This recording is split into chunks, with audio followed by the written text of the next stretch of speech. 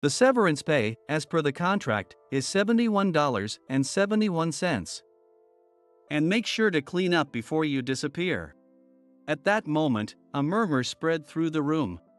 The words $71.71 and as per the contract struck a nerve. There's a history of tension between us.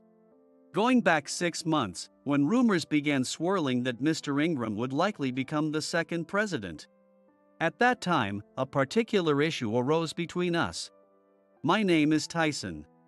I'm 59, approaching the milestone of turning 60. It's been nearly 40 years since I joined this company straight out of college at 22.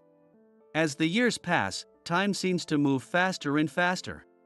It feels like just yesterday when my eldest daughter was born. In reality, she'll be graduating from college and entering the workforce next year. I've never once thought of leaving this company. I owe a debt of gratitude to the former president, Mr. Underwood, who hired me. I've always been willing to go through fire and water for him. Mr. Underwood, even well into his senior years, continued to guide us from the front lines. However, around a decade ago, at 80 years old, signs of cognitive decline began to appear, and at 90, he finally decided to retire. He has 2 children, both daughters.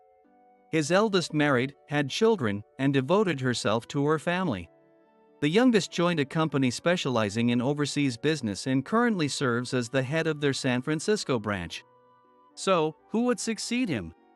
As cherry blossoms faded and fresh greenery flourished, this topic filled the conversations around the office. I heard that the eldest daughter's son is the most likely candidate. While saying this, my subordinate Brian placed a stack of documents on my desk.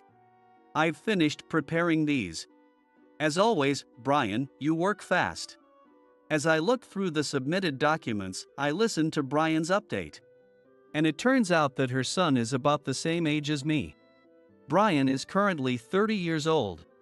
Since Mr. Underwood is 90, and his eldest daughter is approaching 60, it wouldn't be surprising if her son is around that age. Since the youngest daughter remains single and has no children, no one questioned the idea of the eldest son taking over. Everyone likely assumed things would be fine if he was Mr. Underwood's grandson. Good work, this document looks great, no corrections needed. It should be ready for the next step. Honestly, Brian, I think there's nothing left for me to teach you. I placed a hand on Brian's shoulder, and he looked at me with a hint of sadness in his eyes. While I'm glad to be trusted with work, it's hard to believe you'll soon be gone. You've helped me since I joined over 10 years now. It's pretty emotional. Scratching his cheek, Brian said that, and I responded with a soft, lowered eyebrow smile. I'm so flattered you'd say that. Or could it be, you'll miss me when I'm gone? What a sentimental guy. Jokingly, I teased him, and Brian laughed loudly. Come on, don't say that. It's not like I swing that way. The other employees who overheard chuckled, and the entire systems department was filled with warm laughter. Then, 6 months later. Tomorrow's my birthday. In other words, as of tomorrow, I'll be officially retiring from this company. When I was a kid, I figured 20 would come in no time. And even when my oldest daughter was born, I thought I still had over 20 years until 60. I don't know what it is. I want to send everyone off with a smile, but I feel so emotional. Just as Brian was about to tear up, someone stepped in to interrupt him. What's wrong with you? Are you really that sad to see an old guy like him leave? How sentimental. Mr. Ingram. The man had burst into the systems office and greeted everyone with his usual bluntness. This was Mr. Ingram. He's Mr. Underwood's grandson, someone Brian used to talk about often. That said, he's now succeeded Mr. Underwood and become the second-generation president. So instead of being called grandson, he's now referred to as Mr. Ingram. From the moment he walked into the office, the atmosphere grew heavy. But he paid it no mind and laughed loudly, unfazed. Thanks for working like a horse until 60. You did pretty well for an old guy. But honestly, Having elderly folks like you hanging around here is pointless. It's a lot more efficient if society runs with people under 40. I could see where he was coming from. The younger ones do adapt faster to new information, and they're more flexible than we are. Still, it was a harsh comment for employees who'd given so much to the company over the years. In fact, the faces of employees over 40 were visibly tense. Meanwhile, those under 40 showed signs of confusion, unsure of how to react. Agreeing outright wouldn't feel right, but staying silent could upset Mr. Ingram. That's when Brian, quick on his feet, spoke up. "Come on, Mr. Ingram, don't say that. When we were newbies, we learned so much from our seniors. We're grateful for that. But I also heard about our younger team scoring a big deal recently. Isn't it all about coexistence these days?" Is that so?" Mr. Ingram looked unimpressed. Being told that by someone like Brian, his peer incapable, must have hit a nerve. But Brian had one weakness. And Mr. Ingram knew just where to poke. "Still, you're a high school grad, right?" High school grads, well. People try to prop them up with terms like natural smarts or streetwise, but it's all just pity points. "So you saying that doesn't mean much." "Haha, yeah, you're absolutely right." Brian laughed along, though the hurt showed a bit on his face. Another employee quickly changed the subject, unable to watch any longer. In the midst of the conversation, Mr. Ingram suddenly remembered something and walked over to me with a broad smile. Then he held out a thin brown envelope. "Oh right, I almost forgot. The reason I came here was to congratulate you on your retirement tomorrow. Plus, I brought the agreed amount." With that, he tossed a brown envelope labeled severance pay in sloppy handwriting, likely filled with loose change, onto my desk. The coins clinked together with a light, mocking sound. The other employees, unaware of the circumstances, watched with puzzled expressions. As I frowned, Mr. Ingram looked thoroughly pleased with himself. The severance pay, as per the contract, is $71.71. "And make sure to clean up before you disappear." At that moment, a murmur spread through the room. The words he uttered, $71.71, and "as per the contract." There's a deep rift between us. Half a year ago, around the time there was talk of Mr. Ingram possibly stepping in as the second-generation president. Back then, a certain issue had arisen between us. Back in late May, the company sent out a notice about the incoming president. Soon after, I was summoned to the president's office. It was none other than Mr. Ingram himself. We had no prior connection, and I hadn't done anything to merit this, so I went, puzzled. After knocking and hearing his response, I walked in, only to be met with an unexpected sight. "Oh, you made it." There was the new president, Mr. Ingram, showing not a hint of a welcoming vibe. When Mr. Underwood was in charge, this office only had the bare essentials, but now it's more like the owner's personal hobby room. The shelves that once held trophies and photos are now lined with anime figurines, and where there were once potted plants, there's now a golf bag. On the president's desk sat a randomly placed Gundam model, and instead of the pleasant aroma of the black coffee Mr. Underwood used to drink, the heavy, greasy smell of snack foods now lingered in the air. I don't mean to criticize, but there's an undeniable sadness in seeing the office bear no trace of the man I once looked up to. And there sat the current occupant, Mr. Ingram, reclining in his chair, tapping his index finger rhythmically on the desk. He stared intently at me, then, without breaking eye contact, spoke firmly. "You're an old guy who just doesn't fit our company culture or vision. Do you get it? I'm saying I want you gone." For a moment, I couldn't process what he was saying. I can't believe Mr. Underwood would have left without any handover. In fact, as he got older, he had a highly capable secretary managing everything for him, keeping the company running smoothly. So, the fact that I'll be retiring soon. That's right, that secretary. Normally, she would be here, standing beside Mr. Underwood, as she always did, and she's 4 years younger than I am. Where could she be? With that thought, I decided to ask about her. Before I respond to that, may I ask one question? Huh? What is it? Make it quick.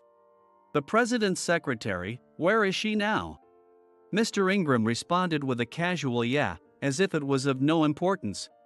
I fired her. Just having an older woman around puts me in a terrible mood. Normally, you'd expect a young one as the president's secretary, right? Eventually, I'll assign one of the cute girls from sales or admin to be my secretary. I was stunned, speechless. Does he even know what it means to be a secretary? Indeed, since they are often with the president, a certain level of appearance is expected. Even so, without the skills to match, it means nothing. A presidential secretary isn't a fashion model or a company mascot, their role is to support the president behind the scenes. Yet this man doesn't care as long as the secretary's appearance suits him. The secretary who had supported Mr. Underwood was renowned for her competence, and yet he discarded her without a second thought. Just as I was standing there in shock, he brought the conversation back on track. The reason I told you and that old lady you're being fired is simple: you're in the way. From here on out, this company will be built around us young people. We don't need the older generation. Looking at his cold, indifferent face, I realized there was no point in trying to reason with him. Besides, with her abilities, that secretary will undoubtedly have companies lining up to hire her. So, I decided to let it go. Noticing my look of dissatisfaction, Mr. Ingram lightly patted his fist against his palm and continued. If you're so unhappy, let's make a contract. You're set to retire on your birthday, right? Then, I'll give you this as a retirement bonus. He opened his wallet and tossed a few $10 bills and coins onto the desk. Ah, turns out this is all I've got on me, $71.71. Consider yourself lucky, you're getting the president's entire fortune. So, no complaints. Just retire. And in the meantime, properly hand over your work to the young ones with a bright future ahead, and don't make any fuss. They say you should leave without disturbing the waters, right? That's what I'm asking. It was a flimsy excuse, but looking at his attitude, I had no energy left to argue and decided to accept it. But somehow, rumors spread in an odd direction. Before I knew it, people were calling me the senior who gets to retire with the president's full fortune. Of course, none of the subordinates would dare to call me by such a dishonorable nickname. It's mostly Mr. Ingram's loyalists who refer to me that way. Things I never encountered before started cropping up one after another. Whenever I passed unfamiliar employees in the hallway, they'd pointedly say things like, "Good riddance, huh?" or "Well, what do you expect from an old guy?" Naturally, I had no interest in engaging in petty disputes. Even without being told by Mr. Ingram, I'm retiring soon, so I'll just quietly watch over my juniors and subordinates from the sidelines. I believe that sometimes, those in leadership need to step back and observe their team from a distance. With retirement just around the corner, their words don't really affect me. Yet, the treatment I've received clearly frustrates Brian, who grumbles, visibly annoyed. The new hires and those aligned with Mr. Ingram have no idea how amazing you are, Tyson. They talk like they know something, but they don't.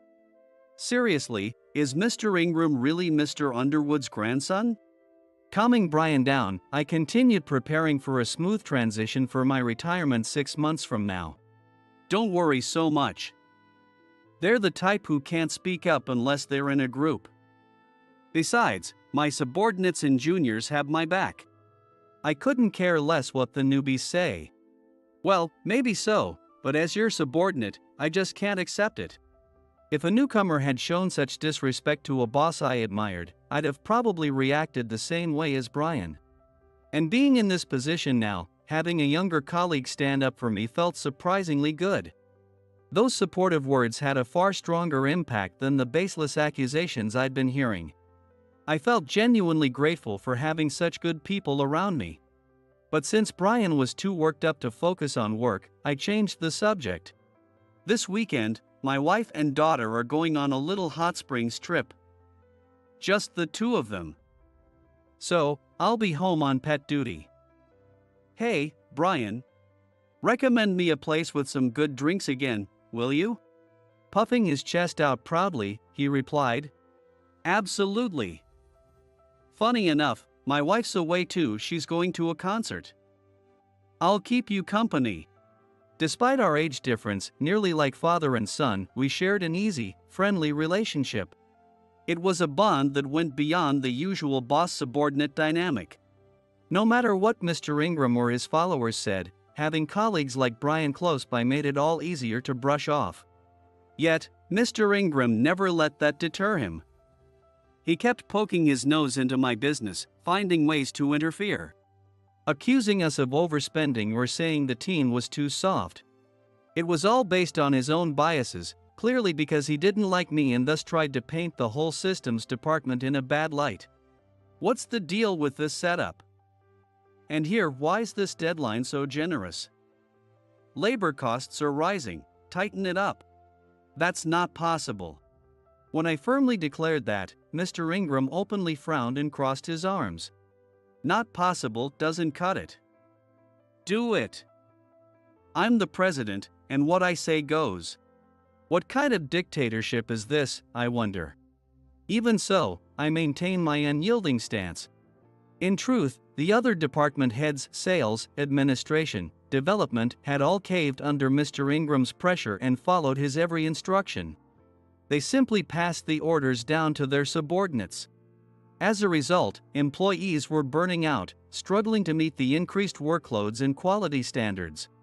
It seems the administration, under Mr. Ingram's influence, is an exception, but he's probably just found a favorite among the female staff. But I wasn't about to comply. It's impossible. I've been doing things this way for nearly 40 years without issues. Piling on more only adds to my team's burden. They're human beings, forcing extra work on them is out of the question. I won't do it. As I stared him down, he clicked his tongue in frustration and stormed off. One day, after many days like this, Mr. Ingram stopped me in the hallway. After you're gone, I'll be doing some reorganization. We need fresh blood, so I don't want a single trace of you left behind. Wouldn't want your successor burdened by your legacy, right? So, sign here. He pulled out a document from his bag, shoving it in my hands. It was a document stating that if I left even a single trace behind, they would file a claim for damages. Of course, it was legally meaningless, but arguing would get me nowhere. With a sigh, I signed the paper. Watching me, Mr. Ingram barely bothered to check it before tucking the document away. Satisfied, he walked off with a smug look on his face. Soon after, Brian caught up to me, a puzzled expression on his face. Hey, did Mr. Ingram seem unusually cheerful just now? I don't know, it feels like the calm before the storm. Do you know what's going on? If I told him I'd been pressured into signing such an absurdly one-sided paper, he'd make a scene. So, I brushed it off. And just like that, 6 months passed. I managed to hold my ground, clashing with Mr. Ingram right up until the day before my retirement. He seemed bent on pestering me to the very end. That bit about the severance pay of just over $70 is honestly the least of my concerns. He didn't need to come all the way here to say it, but it's clear he wanted to humiliate me one last time. As I glared at the brown envelope from earlier, Mr. Ingram spoke up, deliberately mocking. What's the matter? Were you really that happy? Well, for someone like you, I suppose $70 must feel like a fortune. Consider the loose change a bonus. Now take it and leave, your place is at home, not here. I noticed Brian clenching his fists in anger. Other employees, who'd initially looked confused, now displayed expressions of mounting outrage. Seeing their reactions, I thought to myself, no matter how tyrannical Mr. Ingram was, no matter how much his followers belittled me, the reputation I'd built over the years wasn't for nothing. Rebellion against Mr. Ingram had been simmering in our department, but this was the final straw. A storm of protest erupted. "Excuse me, but this is too much. You've only been here 6 months, yet you talk as if you know everything. You have no idea what Tyson has been through and accomplished." Brian's words sliced through the silence. With his lead, other employees began speaking up in my defense, directing their support toward Mr. Ingram. I never thought I'd have such an amazing boss. Despite my high school education, he treated me no differently from my college-educated peers, teaching me the ropes and showing equal respect to everyone. That's who Tyson is. In the systems department. Unless it's due to unavoidable reasons like pregnancy, caregiving, or relocation, hardly anyone quits. Doesn't that say something about Tyson's character? Everyone nodded in agreement with Brian's heartfelt plea. But Mr. Ingram stopped them all with a raised palm. "If you want to oppose me, then I'll fire you all. It's no problem finding tech staff for the systems department, and I won't miss any of you. This is my domain, so if you can't follow my rules, then leave." As someone already retiring soon, I wasn't concerned. But the others were in a different situation. People like Brian, supporting families, or single parents juggling childcare and elderly care, they were all at risk. "Mr. Ingram, that's too harsh. You can blame me if you want, but please don't involve my team." Mr. Ingram immediately seized on my words, twisting them. "Oh? And who's going to stop me from doing what I want as president? Can't you understand something as simple as resigning if you have complaints?" Honestly, I always suspected the systems department was full of deadweight. I hadn't heard any such rumors, but it was likely the other department heads, unhappy with my defiance, who told Mr. Ingram just that. My mind, which had remained unshaken despite everything, began to ripple like a stone dropped in a calm pond. My once serene thoughts stirred within me. Very well. Then, I'll follow the terms of the contract we made. I erased a certain system I had developed right in front of him. What? That? The entire staff, knowing what I had done, gasped in horror. Meanwhile, Mr. Ingram, clueless about what had just occurred, only scowled in confusion. But as he realized the gravity of what I had deleted, his expression changed. Tyson. That was a crucial system. How are we supposed to work without it? Without that, every department, the entire company, will come to a halt. He yelled furiously, his face red with anger. Tyson, what have you done? If there's any damage, I'll demand compensation from you. Did he not realize his contradiction? I reminded him of the agreement we had signed in the hallway that day. You signed a contract, didn't you? It stated that if I didn't erase all traces of my presence, I'd be liable for damages. This situation doesn't match up with your own terms or the contract. Contract. Explaining the situation to the bewildered employees left them all speechless. Then, keeping my composure, I continued. Well, I'll be clocking out. Tomorrow's my last day, which is just for farewells anyway, so I won't be doing any work. I'll be officially resigning then. Ignoring Mr. Ingram's attempts to call me back, I left the company. The next day, a tense atmosphere filled the systems department as Mr. Ingram showed up, looking bruised and battered. I was as surprised as anyone and asked what happened. Only to hear that he had finally understood the gravity of his actions after realizing the system I deleted was patented. He'd hit the bottle hard out of despair. Patented? No way. So now we're stuck if he doesn't approve it, but he deleted it? I mean, sure, I told him to erase everything. But who would have expected it was patented? Listening to his muttering, Brian explained with a shrug. On his way home, he got caught in sudden rain, slipped, and fell into an outdoor garbage bin outside a restaurant. He stormed into the place in anger, only to slip again and hit his face on a nearby table. Hearing Brian's account, I muttered to myself, talk about adding insult to injury. As Mr. Ingram sniffled, tears streaming down his face, I spoke up. Crying won't help you now. You created this mess, and as for your injuries, you brought those on yourself. Whether from shame or exhaustion, Mr. Ingram sat slumped, muttering incoherently.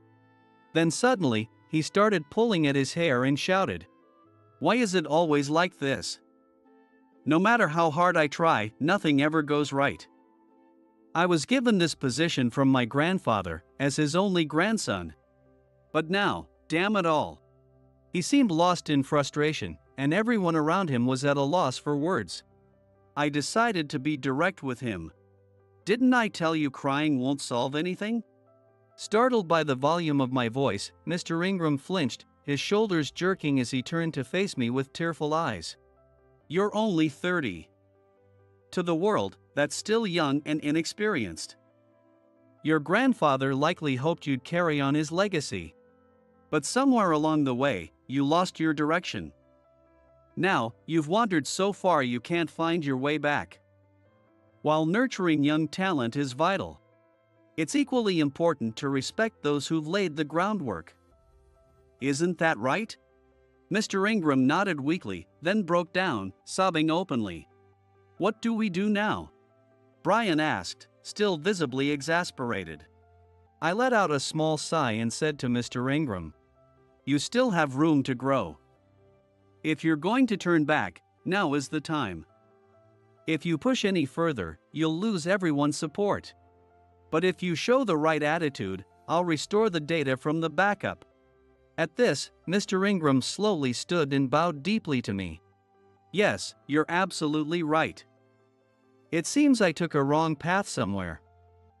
I sensed it but got caught up in having everyone listen to me. I'm truly sorry." Accepting his apology, I shrugged, sat down at my computer, and restored the data. "I'll be expecting great things from you, Mr. Ingram." He didn't respond to my words. Instead, he stood there trembling, his head bowed low. After that, as planned, I made my rounds to say my goodbyes and left the company I dedicated so many years to. The female employees gifted me a large bouquet and several cards filled with personal messages, secretly written and passed around. I hadn't expected such warm messages from people outside of the systems department. Mr. Ingram once mentioned making this a youth-centered company, and I don't necessarily disagree with that idea. But then, Brian continued, "It's undeniable that our predecessors laid the foundation here. Without them, we wouldn't have a place to work today. There's tension now between the younger generation and the older employees, but I think it's essential to break down that barrier. If we respect one another, we can avoid unnecessary conflict." It was a reasonable point. Of course, we, the older generation, must update our mindsets and ways of working to understand younger generations better. At the same time, it's crucial for younger employees to respect those who built the world they're part of and not push only for their own agenda. Hostility leads nowhere. Having experienced that in my youth, I try to teach the young ones proper manners and perspectives in the workplace, all while respecting their views. Naturally, as a senior employee, I sometimes took on the role of the bad guy. But by doing so, I hope to create an environment where future generations could work comfortably and develop their own critical thinking skills. I believe that's what it truly means to be seasoned by society. Thank you for everything." I bent low in a deep bow. Though I may have taught my younger colleagues about work and manners, they also taught me many valuable lessons. Lauren, thank you for your insightful advice on handling my teenage daughter. Kevin, thanks for always gathering and sharing the latest systems info with everyone. Nora, thank you for taking on the small tasks, even when I didn't ask. Calling each person by name and expressing my gratitude, I could see their eyes glistening with emotion. Then, I called that one name. Brian. "Yes," he responded, voice cracking in nervousness, something I wasn't used to from him. Seeing his reaction, I couldn't help but laugh. "Thank you for introducing me to good drinks." "Yes, wait, drinks? That's it? Ha ha. It's a compliment. Plus, I appreciate you always joining this old man for a drink whenever I asked. I'm also grateful to your wife for her understanding." To me, you were more than just a colleague." With that, his face turned bright red. "Hey now, don't go blushing from an old man's words," I joked, filling the office with warm laughter. Leaving with the bouquet and farewells, I walked out of the building and noticed Mr. Ingram standing out front. Beside him was an elderly man in a wheelchair. Mr. Underwood. There was no mistaking him. It was Mr. Underwood, who had stepped down due to declining health and cognitive ability, keeping him from any non-family interactions until now. "I just got a call from the hospital," Mr. Ingram explained.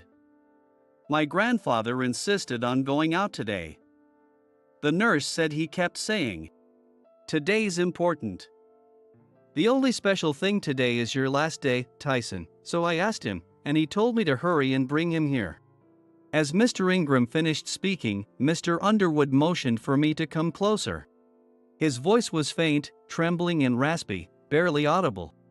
Yet somehow, I understood what he meant. "Mr. Underwood, I'm the one who's grateful. Thank you for remembering my birthday." Hearing that, he gave me a joyful smile. A few days later, I received the news that Mr. Underwood had passed. However, I didn't feel much sadness. At the funeral, his face appeared peaceful, almost as if he were smiling. "Thank you for not abandoning me, even after all I've put you through. I promise to cherish the company my grandfather built once more. Thanks to your influence, none of the employees have left. Truly, thank you so much." As Mr. Ingram bowed deeply, I placed a gentle hand on his shoulder.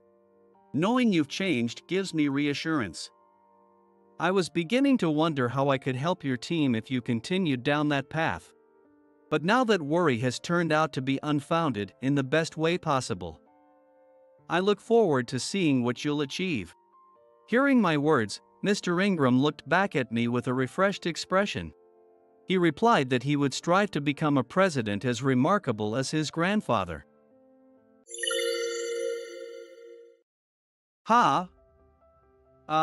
How did it go again? As I hesitated in response to Emily's question, she spoke up. "Your grandmother will surely get better if you keep smiling." My eyes widened. "I think I might have said something like that." Emily smiled faintly. Then she started rummaging through her bag. "Didn't you give this to that kid?" When I saw what Emily was holding, I was truly shocked. "My name is Kevin, 30 years old. Starting today, I'm working as a nurse at this small clinic in a rural town. The doctor is in his 60s, and the nurse in her 50s, and they've been working together here for years. But as it got harder for them physically, they requested a nurse to be sent in to help. And that's how I ended up here. Both of them were so happy I came that they immediately left together for a house call. Everyone in this town knows the doctor's house call hours, and they figured that if someone young like me was here to watch the place, they'd have no worries, even if there was an emergency. Honestly, I was a bit overwhelmed.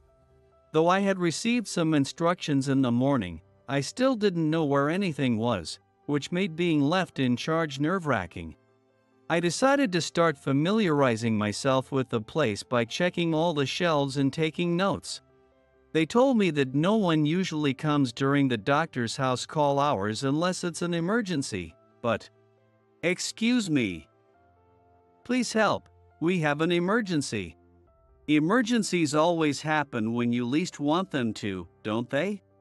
When I headed to the entrance, a young woman was holding a small boy, panting for breath. I'm sorry. Dr. Watson is out on a house call right now." Before I could finish, the woman shouted, "I know that. But look at him, he's in so much pain. Please, do something. You're in uniform, so you're in the medical field too, right?" Her loud, desperate words made me a bit flustered. Okay, please, come this way." I led the boy to a chair in the examination room. Looking at him, I saw that he'd suffered a large injury to his knee. He fell on the way back from school. Please help him quickly. Hearing the urgency in her voice only made me more anxious. Even though I had just checked where the bandages were, I couldn't recall their location. What are you doing? Hurry! The woman was on the verge of tears. She was probably finding it unbearable to watch the boy moaning in pain. The more urgent her voice became, the more I panicked. I'm sorry, could you please wait in the waiting room for a moment? The woman looked confused. It's just that your anxiety might rub off on him. I'm sorry. Reluctantly, she stepped out after reassuring the boy. It's going to be okay. It might hurt a little, but be brave, okay? After she left, I managed to regain some composure and washed the boy's wound with water. I carefully checked for any sand or dirt in the cut. The boy grimaced in pain but stayed strong. Good job. Now I'm going to remove the little stones, okay? I explained everything to him as I carefully used tweezers to remove the gravel and sand without causing more pain. While I was doing this, Dr. Watson returned. I could hear his voice from the waiting room as he spoke with the woman. It seemed she had calmed down a bit. After finishing the wound cleaning, I handed the boy over to Dr. Watson and headed to the waiting room to update the woman. I've removed the stones and sand from his wound. Dr. Watson will take care of the rest. When I said that, the woman bowed her head. I'm sorry. I lost my composure. Thank you for your help. Please take care of him. Although her words were polite, it was clear she didn't trust me. She probably thinks I'm an incompetent nurse. On my very first day, I found myself feeling a little down. Natalie, one of the nurses, told me more about the woman. Her name was Emily. Apparently, she had started teaching at the local elementary school just last year. She's bright, energetic, and gives everything her all. At 24 years old, she's still young, but she's already a popular teacher. She gives too much sometimes though. Because of the way she pressured me on my first day, my initial impression of her wasn't great. I found myself hoping that she and those around her would stay healthy. I didn't want to see her too often at the clinic because of illness or injury. I guess that's how uneasy I felt around her at first. But then, a month passed. I encountered her many times. Sometimes she would knock on the door before the clinic even opened, carrying an elderly person who had fallen ill on the street. Other times, while I was heading home after work, she'd be crawling on the ground looking for something someone had dropped. She seems to be the type who just can't leave people in trouble. And just like Natalie said, she was always giving it her all. Because of that, she sometimes got a bit too intense. When she brought in the elderly person, she begged. They said he's anemic. Please, hurry, do something. And when she was looking for the lost item, she dragged me in by saying, "Oh, Kevin. Perfect timing. Help me look for it." That day, I had planned to go home early and watch a TV show I was looking forward to, but I couldn't turn her down and ended up helping. I'm also not the type to leave people in need. I still vividly remember the sense of relief when we found the lost item. And the sight of Emily's radiant smile, as if she was celebrating her own success, has stayed in my mind ever since. Though my first impression of her wasn't the best, I couldn't stop thinking about that smile. I tried not to dwell on it too much. Then, one day during these routine encounters, Dr. Watson asked me to deliver some medicine to a patient, so I was walking through the town. It wasn't far, but driving there would have required navigating some narrow roads, so I decided to go on foot. It was a sunny break during the rainy season, and the air was a bit humid. As I walked, I started feeling a bit flushed. Just then, I heard a loud shout, which startled me. Looking toward the sound, I saw the local elementary school ahead. The elementary school, huh? I wonder if Emily's there. With that thought in mind, I glanced over at the school grounds, where I saw the children line up. As I kept walking, I realized it was some sort of group activity class. The PE teacher was loudly giving instructions. There were kids of all sizes, so it seemed like a whole school practice. This town doesn't have many children. I'd heard each grade only has a few students. As I kept watching, I spotted Emily standing there, rigid in her tracksuit. She looked incredibly tense. PE teachers, they always have such loud voices, and some of them can be pretty intimidating. At first, I was just thinking casually, but then, a strange sense of unease crept in, and I stopped in my tracks. The PE teacher's voice was getting more and more frustrated, probably because the children weren't moving in sync. Then, in the next moment, I pushed off the ground and started running. At the same time, I heard a scream. As the crowd started to stir, I arrived at the school grounds. And then, one by one, the children began collapsing. I shouted at the top of my lungs, "It's heat stroke! Move the kids into the shade! Anyone who can, give them water! Fan them with anything you've got!" At my words, Emily muttered hesitantly, "But should we really move them? Shouldn't we wait for Dr. Watson to arrive?" I shouted back, cooling their bodies down is the priority. "I'm a nurse. Trust me." Emily's immediate reply, "Yes," echoed, and the other teachers also sprang into action.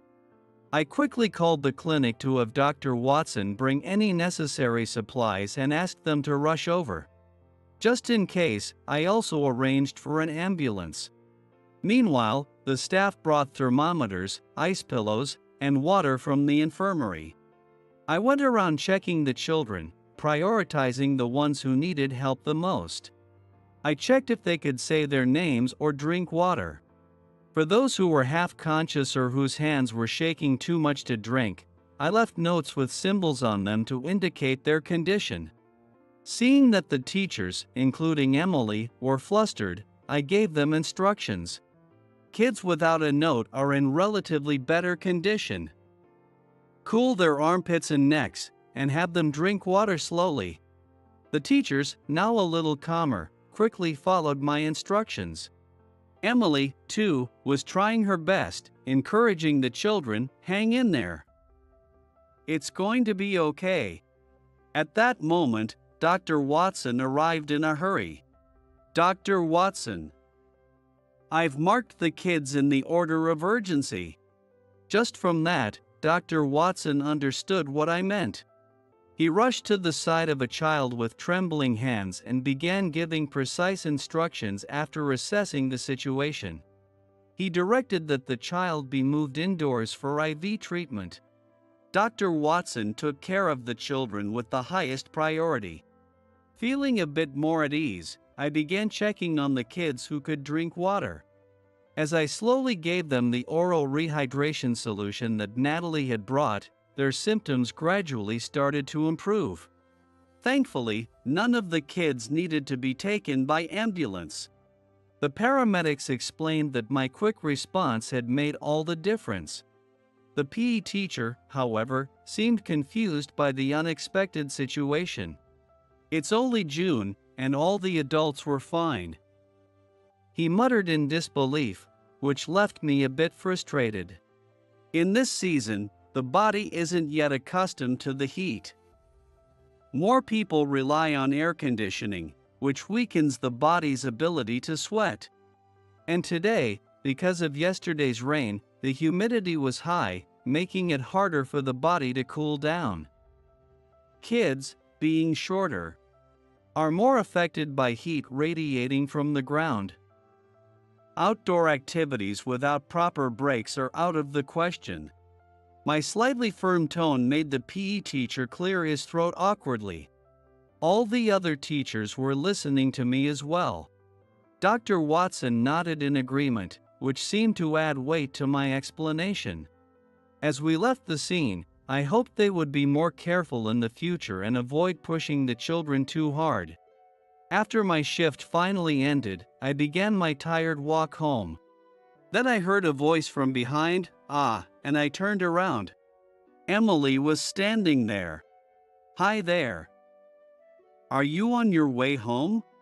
I greeted her casually, and she bowed to me. Thank you so much for today." I smiled back at her. "It's my job. I'm just glad everyone's okay." "You, too, it must have been tough for you, right?" When I pointed this out, Emily looked surprised. "Actually, when I passed by the school earlier, I noticed you seemed troubled." I had a bad feeling. Even though she's usually so cheerful, she seemed drained. It looked like she was trying to hold something back.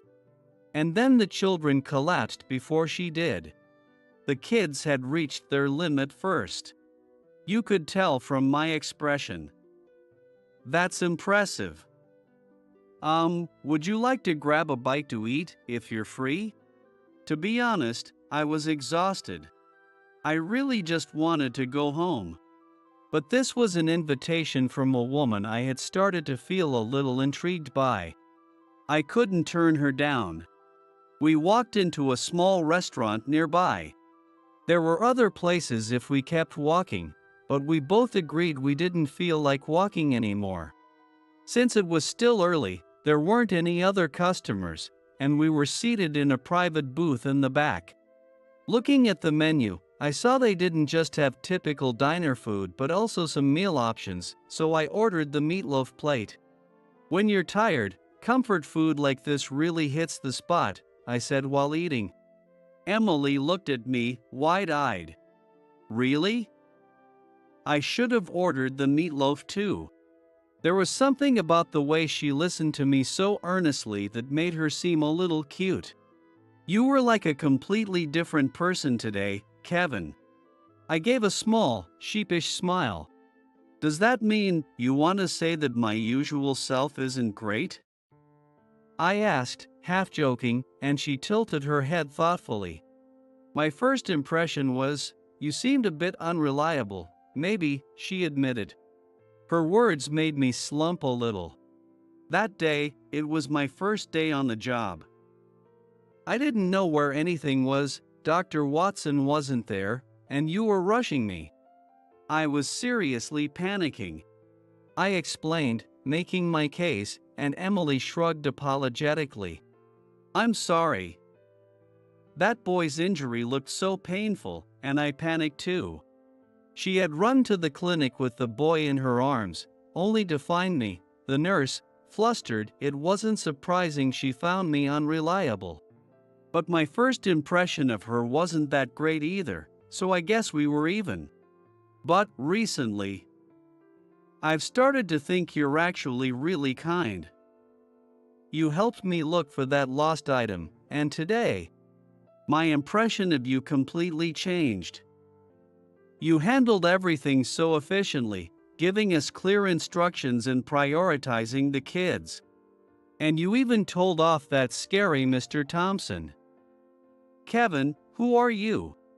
I chuckled softly. I'm just a regular nurse. Though, if there's something that sets me apart, I do have experience as a disaster relief nurse. Emily's eyes widened again. Disaster relief? I nodded. Yeah. I've always wanted to be involved in emergency medicine, so while I was working at a large hospital, I expressed my desire to become a disaster relief nurse. I wanted to save as many lives as possible. That desire is what led me to become a nurse. To save even more lives, I became interested in emergency care. And the sight of disaster relief nurses working in disaster areas had inspired me deeply. After graduating from university, I worked at a DMAT designated hospital. For 5 years, I worked relentlessly. The hospital recognized my efforts and selected me. I underwent the necessary training and exams, and was eventually deployed to a disaster area as a relief nurse. It was the field I had admired for so long, but it was incredibly tough. Every second counted, and my decisions could mean the difference between life and death. The tension and sense of responsibility were overwhelming. There was no time to comfort the anxious survivors. I was constantly forced to make difficult choices. But back then, I wanted to protect everyone, and I got scolded a lot for it. Emily softly murmured, "What did they scold you for?" I groaned a little, thinking, well, for example, scrapes and cuts are low priority medically, but they still hurt, right? I knew they should be dealt with later. But I'd hand out band-aids, or I'd comfort a little girl who looked like she was about to cry because her relative was in bad shape. Emily leaned in, clearly interested. "What did you say to her?" I furrowed my brow, trying to remember. How did it go again? As I hesitated, Emily spoke up. "You told her, your grandmother will surely get better if you keep smiling." My eyes widened in surprise. I think I might have said something like that. Emily smiled faintly. Then she reached into her bag and pulled something out. "Didn't you give this to that girl?" In her hand was a small paper crane, carefully folded from washi paper. "What? How?" Tears welled up in Emily's eyes. "The girl you spoke to, that was me. My parents were missing, and it was just my grandmother and me, both of us shaking in the cold. My grandmother's health had taken a turn, and I asked for help, but her condition wasn't severe enough to warrant immediate attention. All they told me was to keep her warm. I felt so lost, and that's when you spoke to me." A memory of a trembling, desperate little girl flashed in my mind. "No way, it can't be." Emily gazed lovingly at the crane in her hand. That paper crane was the one my grandmother had folded for me when I was deployed as a disaster relief nurse. She had entrusted it to me, wishing for my safety, but I felt that the little girl needed it more than I did, so I gave it to her. "I saw you getting scolded after you talked to me too." I scratched my head, feeling a bit awkward. If I prioritized things wrong, lives that could have been saved would be lost. That's what I was taught, and from that point on, I focused solely on the lives right in front of me. As a disaster relief nurse, you might think you didn't do well, but to me, you were an unforgettable hero. Even though I didn't realize it until now," Emily said with teary eyes, offering a small smile. "It's not surprising you didn't recognize me. It was only for a moment, and I was wearing a mask the whole time." Emily gave me a deep bow. "You were the one who comforted me in such a dark time, and I treated you so poorly at the clinic." "I'm so sorry." I couldn't help but laugh. "I think you're apologizing for the wrong thing." As I made a light-hearted joke, Emily laughed too. "Because, back then, you really did seem unreliable." "I'm really sorry." As Emily apologized like a child making excuses, I found her utterly adorable. From that moment on, we quickly grew closer. The day we talked at the restaurant, we exchanged personal contact information. Every time I pass by the elementary school, I feel a little flutter of excitement. I find myself looking around, wondering if she might be there. Even though I knew she was too focused on her work to text during the day, I couldn't help but check my phone constantly. I had completely fallen for her. Wanting to see her, I worked up the courage to ask her out for a meal. I nervously waited for her reply, and when it came, it was a yes. I thought it might be the perfect opportunity to confess my feelings, but then, it's been so hot lately, hasn't it? Oh, hey, how about we go to the river sometime? Maybe next week, she suggested. And my excitement deflated immediately. I can't swim. I didn't want to admit something so uncool, but it was the truth. Really? That's surprising. I scratched my head again, feeling a bit embarrassed. Yeah, so maybe we could do something else. Before I could finish, Emily leaned in eagerly. I'll teach you. I was stunned. What? I never expected her to respond like that. Completely unaware of my awkwardness, Emily's eyes sparkled with enthusiasm. I'm a really good teacher. I took swimming lessons for years. There's this great spot upstream from here where you can swim, the water's super cold and refreshing. It's settled then. And just like that, the plan was made without much of my input. I honestly can't remember much of the conversation after that.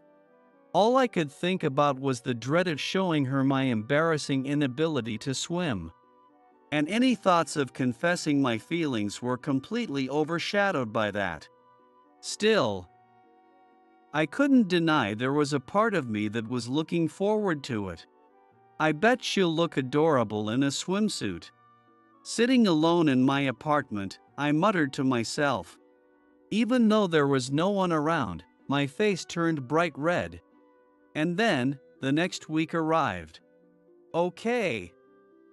Let's start swimming. Seeing her, I couldn't help but feel a little, just a tiny bit, disappointed. Her swimsuit was a black, full-coverage training suit that went from her neck to her knees. She was fully committed to teaching me how to swim. Without warning, she took what I had been holding. Oh! The inflatable ring I had been clutching was snatched away and promptly tossed far into the distance. You'll be fine. Humans float, you know. I wanted to complain, I can't swim because I don't float. But I kept quiet and followed her lead. Taking a deep breath, I cautiously dipped my feet into the river. Wow, it's cold. Right? Feels great, doesn't it? Lately, the heat had been unbearable. Even now, the sun was shining down brightly on us. But as soon as my feet touched the water, I felt the refreshing chill. That area's deeper, so let's start in the shallow part to get used to the water. Reluctantly, I waded deeper into the river. Though it had been scorching hot just moments ago, the water was so cold that it sent shivers through me. Whoa, that's chilly. I shuddered. Yeah. Maybe it's still a bit early for swimming, and look, there's no one else here. Emily voiced what I had been trying not to think about. We were completely alone. Last summer, this place was packed with local kids. It was a Sunday, just at the start of July. Maybe people weren't in the mood for swimming yet. Since no one's here, we can practice as much as we want. Okay, let's start with kicking. Grab my hands. It seemed we were really going to practice swimming. Not considering how holding her hands would make my heart race, Emily smiled at me, completely oblivious. Just as I resigned myself to learning how to swim, I heard a faint cry. I turned around instinctively. What's wrong? Emily's voice was puzzled by my sudden action. I heard a cat meowing. I started to explain, but Emily suddenly shouted, "Look! Over there!" She pointed downstream, to a spot further along the river. On a rock in the middle of the river stood a small, trembling cat. We have to save it. Without hesitation, Emily was about to swim toward the cat. I barely managed to grab her arm. What are you doing? Let go of me. She tried to shake me off, but I held on tightly. Isn't it deeper over there? It's dangerous. Emily shot me a sharp look. I can swim just fine. If we don't hurry, it'll get swept away. I shook my head vigorously. The current could pick up suddenly. Don't be reckless. Here, this way. I held onto Emily's hand as I walked toward the shore, ignoring her protests. Here. At least use this. I handed her the inflatable ring she had taken from me earlier, then pulled a rope from my bag. You brought a rope? Emily asked, surprised. Well, I can't swim, so I came prepared with everything I might need in case something happens. I said as I tied the rope securely to the inflatable ring. The little cat was still trembling on the rock in the middle of the river. All right, I'm counting on you. As I said that, Emily pressed her lips together in determination and swam out toward the kitten. A few minutes later, Emily, the kitten, and I celebrated our safe return on the riverbank. I let out a deep sigh. Emily, you're way too reckless. At my exasperated tone, Emily looked down slightly. But, she pouted, and I raised my eyebrows in concern. What would you have done if something had happened? When I asked, Emily glanced at me. If something happens, I know you'll take care of it, Kevin. That was unfair. Well, I guess that means I'll have to always stay by your side and watch over you, huh? At my words, Emily's eyes widened and her cheeks flushed. What does that mean? I looked straight at her. When you swam out to save that cat, your back looked so small, and I couldn't stop worrying. What if you didn't come back? That thought crossed my mind. So I decided, if you came back safely, I'd confess. Emily's face was bright red. I was probably just as red. I want to always stay by your side and look after you. Is that okay? Emily smiled warmly. Yes. I might make you shake your head in disbelief over and over, but I'd love for you to stay by my side and watch over me. I nodded with a huge smile. A few years have passed since then. Sorry to keep you waiting. Emily came running toward me, waiting at the school gate. Hey, how was your day? Let me carry that for you, I said, offering my hand. You don't need to. It's fine, she replied, though the tote bag she handed me was much heavier than fine. Wow, lots of books today, I commented as I slung the bag over my shoulder. Emily laughed. Yeah. I'm helping a student who's struggling with a section, so I borrowed a bunch of reference books from a senior teacher. She seemed to be struggling with how to teach the material. Just as I was thinking how kind and dedicated she still is, Emily suddenly broke into a jog. Hey! Don't run, it's dangerous. Ahead of her was an elderly woman. You look like you're carrying something heavy, let me help you. Emily offered. I quickly caught up to them and gently took the bag from Emily before she could grab it. Nope. I've got this. Emily frowned. But I could have carried it just fine. I glanced down at Emily's belly. Don't forget that you're pregnant. This is exactly why I can't take my eyes off you.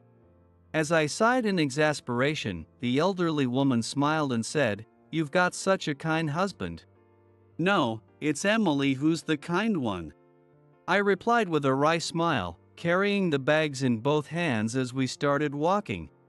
When we arrived at the woman's house, she invited us in for tea, but I said, we should get home, Max is probably feeling lonely. Emily smiled and nodded, you're right. We'll come visit again soon. Emily waved with a cheerful smile. Knowing her, we really would visit again. The cat we rescued from the river that day had stuck to Emily ever since, so we named him Max, and he became her beloved pet. Now, here we are. Emily and I got married, and Max is part of our family. In just a few months, we'll be welcoming another new member to the family. Since I'm always worried about Emily and her tendency to take risks, I've made it a habit to pick her up after work. Thank you for always watching over me, Emily says, expressing her gratitude as always. I promised to keep an eye on you, I replied, offering my hand. Emily gently squeezed it. I hope we can keep walking hand in hand like this forever. With that thought in mind, we slowly started walking home, where Max was waiting for us.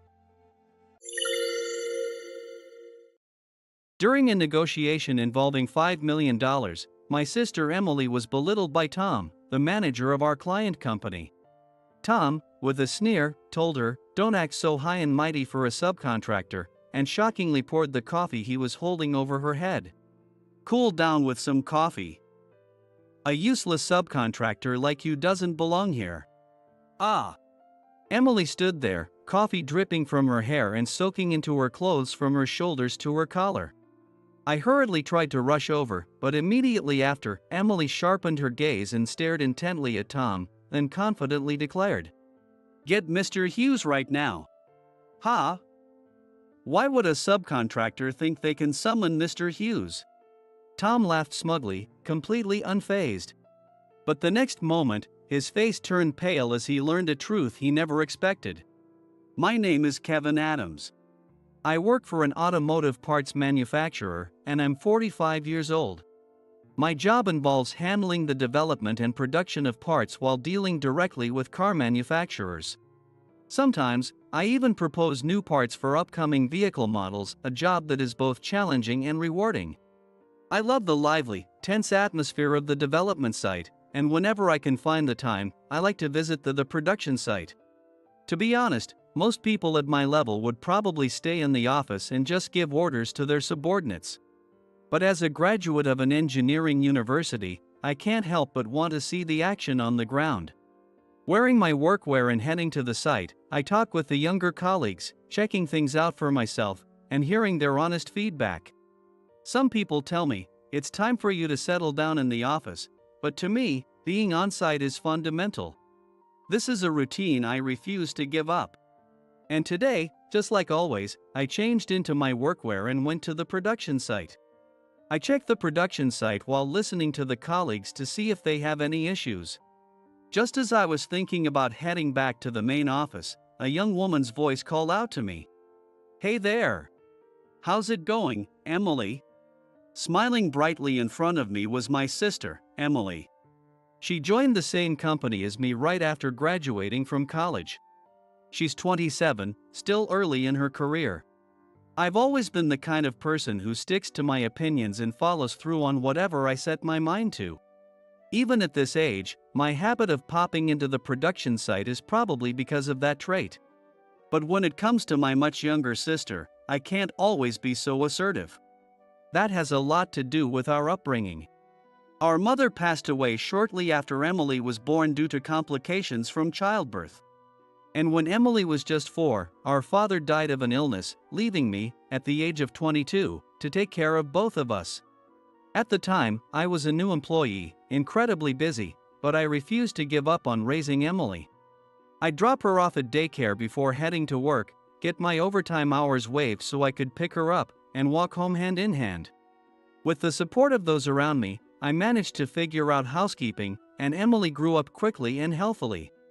I was also feeling lost after losing our parents, but having Emily with me kept the loneliness at bay. Before I knew it, she had graduated from college. When she told me she wanted to work at the same company as me after seeing how I managed to balance work and raising her, I was so touched I almost cried. After getting the job at the company, Emily steadily devoted herself to her work, and now she's been entrusted with handling several deals. Just recently, she was chosen as the lead for a major transaction, and she talked about it with her eyes shining. I figured she had stopped me just now to talk about that deal. With that thought, I paused and waited for her to speak. Perfect timing. I just met the person in charge of the $500,000 deal for the new product. Her name is Tiffany, and she's a very calm, composed woman, a truly wonderful person. According to Emily, Tiffany came across as incredibly sincere, and Emily had a great impression of her. During their meeting, Emily learned that Tiffany had originally worked in a technical role but had just transferred to the sales department last month.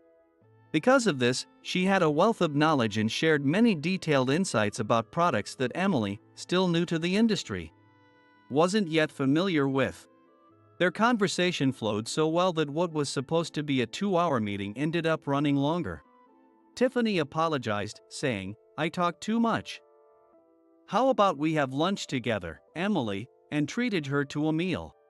Emily also tried to decline, saying, "Even though I was the one asking all the questions, I can't accept being treated to a meal by a business partner." However, Tiffany casually brushed it off, saying that she should let her seniors take care of her. Over lunch, they continued their lively conversation about work and ended up becoming quite close. I understood the conversation well because I've been hearing a lot about the production floor from you, big brother. She really listened attentively to our situation, such a kind person. I hope it turns into a great partnership for both sides. And, by the way, stop calling me big brother at the office. When I pointed it out, Emily smiled and said, "I'm sorry," as she gave a small nod of her head. I couldn't help but think how sweet she is, always apologizing so sincerely without any bad intentions. Maybe I'm just being a doting brother. Regardless, seeing Emily adapt to her job and work so passionately made me genuinely happy.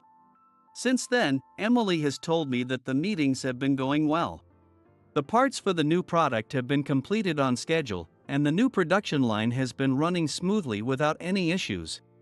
It seems the product is selling well on the client's side too, so much so that they've already placed an additional order to increase production.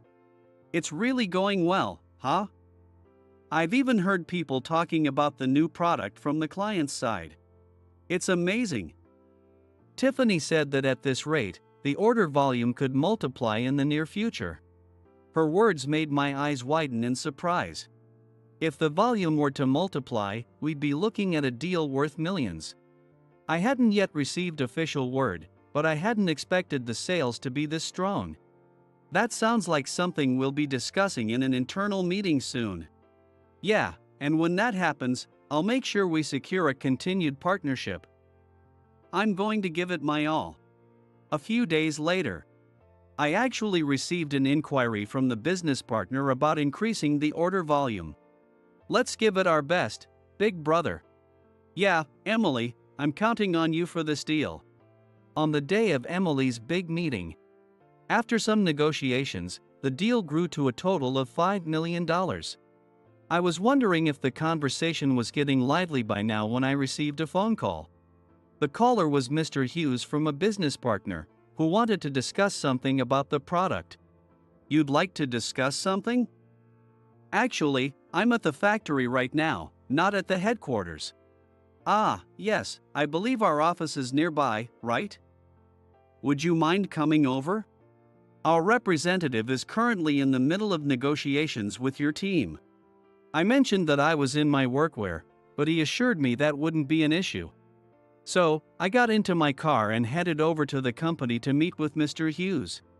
When I arrived, he came out personally to greet me. Thank you for making the trip here today. Not at all, we're grateful for the chance to work on such a great deal. We were guided to the meeting room while chatting pleasantly. Along the way, one of his staff approached Mr. Hughes with something urgent. It seemed to be an urgent matter, as Mr. Hughes made the request with a concerned expression. Would you mind waiting in the meeting room for a bit? I'd also love to introduce you to your sister once the meeting wraps up. Of course, I don't mind. I'll wait in the room, I said, walking down the hallway. That's when I heard Emily's voice from a nearby room. Tom, that's inappropriate. Work and personal matters should be separate. Inappropriate? What's inappropriate about it? I'm just suggesting we grab a bite and talk about work in more detail. I heard the voice of the man called Tom, arguing with Emily, coming from the conference room. Feeling a sense of dread, I rushed inside. Inside the room, I saw Emily, her face red with anger, being confronted by a man in his 50s. That must be Tom. A woman in her early 30s stood nearby, trying to stop him. Tom had grabbed Emily's hand, and despite her protests, he wouldn't let go. Fury surged through me, and I stepped between them. What do you think you're doing? Can't you see my sister doesn't want this? What? You are her brother? Tom faltered for a second but then looked me up and down with contempt. When he saw I was wearing workwear, his face twisted into an openly scornful expression.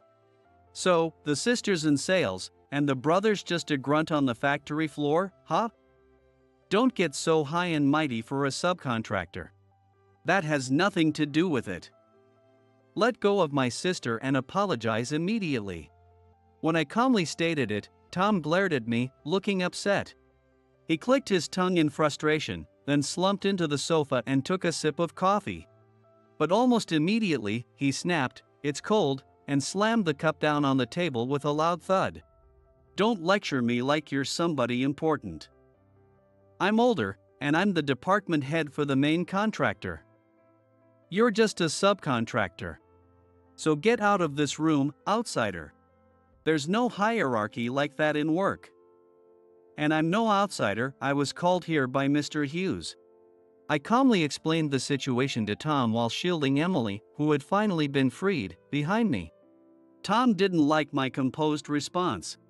His eyes flared with anger, and he raised his voice. Called by Mr. Hughes? What a blatant lie. Are you that dumb? Wait. My brother is. In a flash, Emily stepped forward.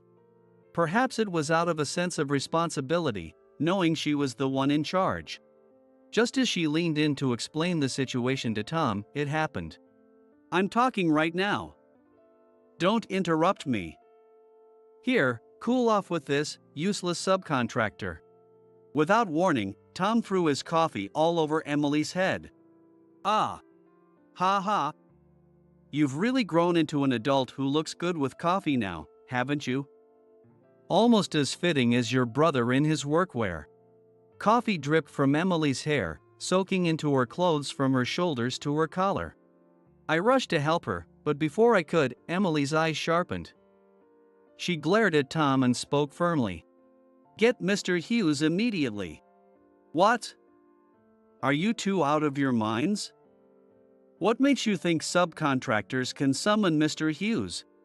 Tom, showing no remorse, kept grinning and looking at Emily, who was drenched in coffee. He was toying with her, thinking she was in a weaker position than him. His incredibly disrespectful attitude made me so furious that my eyes turned red. At that moment, the woman who had been standing frozen in shock, the one who had been trying to stop Tom, finally moved. Emily, are you okay? This is too much. Tiffany, thank you. The woman called Tiffany hastily pulled out a handkerchief and began wiping Emily's hair and suit. It seems that this woman is the original account manager, Tiffany. Emily, still trembling with anger, never broke her gaze on Tom. What's with that look? If you've got a problem, I can cancel this deal anytime. Tom sneered, laughing without the slightest hint of regret. Just as I was wondering how to handle this despicable man, Mr. Hughes burst into the conference room with incredible speed. What is going on here? His eyes darted around the room, trying to assess the situation, and when he saw me standing grim-faced and Emily drenched in coffee, he gasped in shock. This is outrageous. I'll take care of this immediately. Yes, Mr. Hughes. I'll call security and have them throw these two out. Don't worry. I just taught this uppity subcontractor girl and her factory worker brother a lesson. Tom, looking triumphant, confidently spoke and flashed a smile at Mr. Hughes, as if expecting praise. However, Mr. Hughes's face had turned pale as he quickly apologized to both me and Emily. "Kevin, Emily, I'm deeply sorry for what Tom has done. Yes, he repeatedly harassed my sister, despite her objections, and when I called him out on it, he poured coffee over her head." I pointed to Emily's soaked hair and coffee-stained suit. Mr. Hughes looked at the brown puddles forming on the floor and began trembling, bowing even lower in front of us. "I am truly, deeply sorry." "Tom, what on earth were you thinking? Huh? Why are you bowing to these subcontractors, Mr. Hughes? They didn't show proper respect to us, so I was just teaching them a lesson." Tom clearly still didn't understand the gravity of the situation. Despite the fact that anyone Mr. Hughes would apologize to like this couldn't possibly be just a subcontractor, Tom remained utterly clueless. I was no longer just angry, I was exhausted by his stupidity. With a cold voice, I addressed both Mr. Hughes and Tom. "Mr. Hughes, we've had a long-standing relationship, but I'm going to have to reconsider our partnership moving forward." "What?" "Wait, please. If you pull out now, Kevin, it will devastate us." "I'll deal with Tom immediately. I beg you, please reconsider." Mr. Hughes, trembling uncontrollably, stared at me with wide, pleading eyes. But I was done. I can't do business with a company where colleagues not only look down on others but go so far as to pour coffee on them. I cannot trust your company with a $5 million deal. Consider the matter closed. $5 million? What kind of ridiculous lie is that? You should be ashamed of yourself. Who do you think you are?" Tom, yanking his arm free from Mr. Hughes's grip, shouted at me, still not grasping the severity of the situation. But it was Tiffany, surprisingly, who stepped in to stop him. Though visibly shaking and pale with fear, she mustered her courage and confronted Tom with a determined expression. "Don't you know who this is? This is Kevin Adams, the chairman of Adams Holdings." "Adams Holdings? You mean the group with 15 companies across the country?" "No way, this young guy." Tom finally began to understand, beads of cold sweat forming on his forehead. Tiffany, her expression serious, moved closer to him, continuing to scold him. "And Emily is Mr. Adams' sister. What have you done? Not only will you cause a $5 million loss, but you'll ruin all future business with them." "No. I just thought they were just some random subcontractors. If I had known they were important people, I wouldn't have." Tom, now drained of any defiance, collapsed onto the sofa, unable to even look me in the eye. The truth was, my father had been the president of a nationwide group of companies. The year I started working as a new employee, my father, the company president, passed away. Since then, I unexpectedly took over as president and have been running the company tirelessly, all while taking care of my younger sister, Emily. At the time, with my father's sudden death, unsavory individuals had tried to move in on the company's leadership. It was only with the help of my father's trusted advisors that I was able to navigate the crisis that could have shaken the entire group. The fact that I was my father's son gave me the credibility to unite the group under my leadership. Of course, it was also thanks to the colleagues who believed in me, despite my inexperience. And the support of the senior management that I managed to hold everything together. Whenever I think back to those times, I feel deeply grateful and humbled by the people who stood by me. Years passed, and once the company stabilized, I handed over the role of president to a capable employee, stepping back to serve as chairman. I believed that for the company to grow in a healthy way, it was essential not to cling to family-run leadership. Thanks to the hard work of the colleagues, Adams Holdings has continued to thrive. As chairman, I oversee the 15 companies in the group, keeping a close eye on their performance. I also make a point to visit the field directly, like today, to stay informed about what's happening on the ground. Emily had previously told Tiffany about her background, that she was the daughter of the former president, and that her brother was the chairman.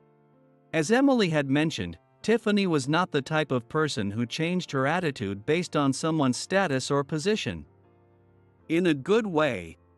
She never gave Tiffany any special treatment and treated her just like the other colleagues. Emily trusted Tiffany deeply for that. As an employee of our company and my sister, Emily has been humiliated here today. This will be the end of our business relationship. Please, wait. Could we have a chance to apologize? Tom, apologize right now. Mr. Hughes, pale as a sheet, bowed repeatedly as he desperately pleaded with me. But Tom, still not fully accepting the situation, stood there blankly, glancing between Emily and me. No one told me someone important was visiting. If I had known, I wouldn't have acted like that. This is entrapment. I've always conducted business as just an ordinary employee. I wanted to be evaluated on my own merits, without relying on my family's position. That's how I plan to prepare myself for a future leadership role, Emily firmly replied. Emily responded firmly, and though Tom mumbled something in an attempt to argue back, he quickly averted his eyes in embarrassment. Well, maybe I was in the wrong this time, but you deceived me too, didn't you? Tom. How dare you still speak so rudely? I coldly bid farewell to Mr. Hughes, who was furious once again. That aside, I couldn't leave Emily in her coffee-soaked state any longer. I'll be taking my leave for today.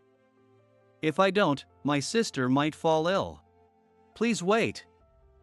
We can have fresh clothes brought for her immediately. Just please don't cancel the contract. Mr. Hughes's panic was understandable. Though my company was a subcontractor supplying products, our advanced technology and broad product range made us one of the top firms in the industry. If we pulled out, he'd have no choice but to find another supplier. However, matching the quality and price we provided would be nearly impossible for his company. The cost of production would skyrocket, and some products might not even be replicable. Our work was crucial, not only for this specific deal but for the overall quality and pricing of his company's products. And if Adams Holdings as a group ceased all business with him, it would mean the collapse of everything his company had built. In essence, he would be blacklisted from the entire industry.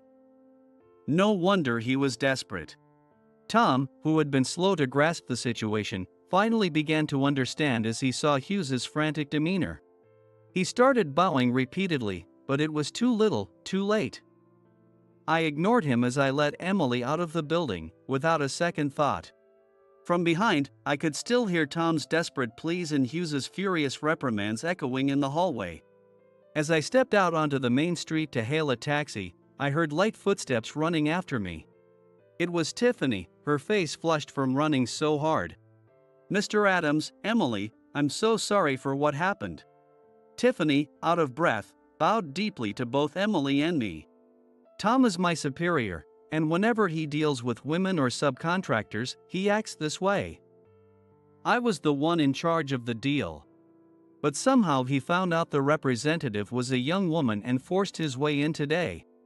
According to Tiffany, Tom's behavior had been a long-standing issue within their company. He would bully subordinates, women, and subcontractors, throwing his weight around to get what he wanted. Yet, when dealing with higher-ups, he was all smiles and charm, which is why the company had never taken any action against him. I actually gathered the courage to confront Tom once. I told him that main contractors and subcontractors should work together as partners, but, shockingly, instead of reflecting on his behavior, Tom had retaliated by spreading false rumors about Tiffany to the HR department, which resulted in her being forcibly transferred from the development department to sales. As his direct subordinate, she had been treated even worse since. After seeing what happened to me, everyone was too scared to stand up to him. But meeting and talking with Emily gave me the strength to face forward again. It turned out Tom's plan had been to push Tiffany out entirely and take over the deal himself. He thought he could interact with Emily, a young woman, and then claim all the credit for the work. But Tiffany hadn't given up and tried her best to stop him, even in the conference room today. But in the end, I wasn't much help and had to rely on Mr. Adams. No, you were a great help. If you hadn't stepped in and held things up, I wouldn't have been there in time to protect Emily. I truly appreciate what you did. I softened my expression slightly. Sure, looking at the result, Emily had been humiliated, drenched in coffee, and insulted. But Tiffany had bravely stood up to someone who had mistreated her in the past, not for herself, but for Emily. That was courage. When I thanked her, she blushed deeply and waved her hands bashfully.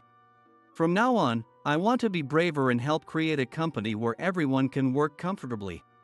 I won't give up on making this place the ideal workplace after what I've seen today. The ideal company? While it might sound nice to call her kind, Tiffany's demeanor had always given off a somewhat timid impression.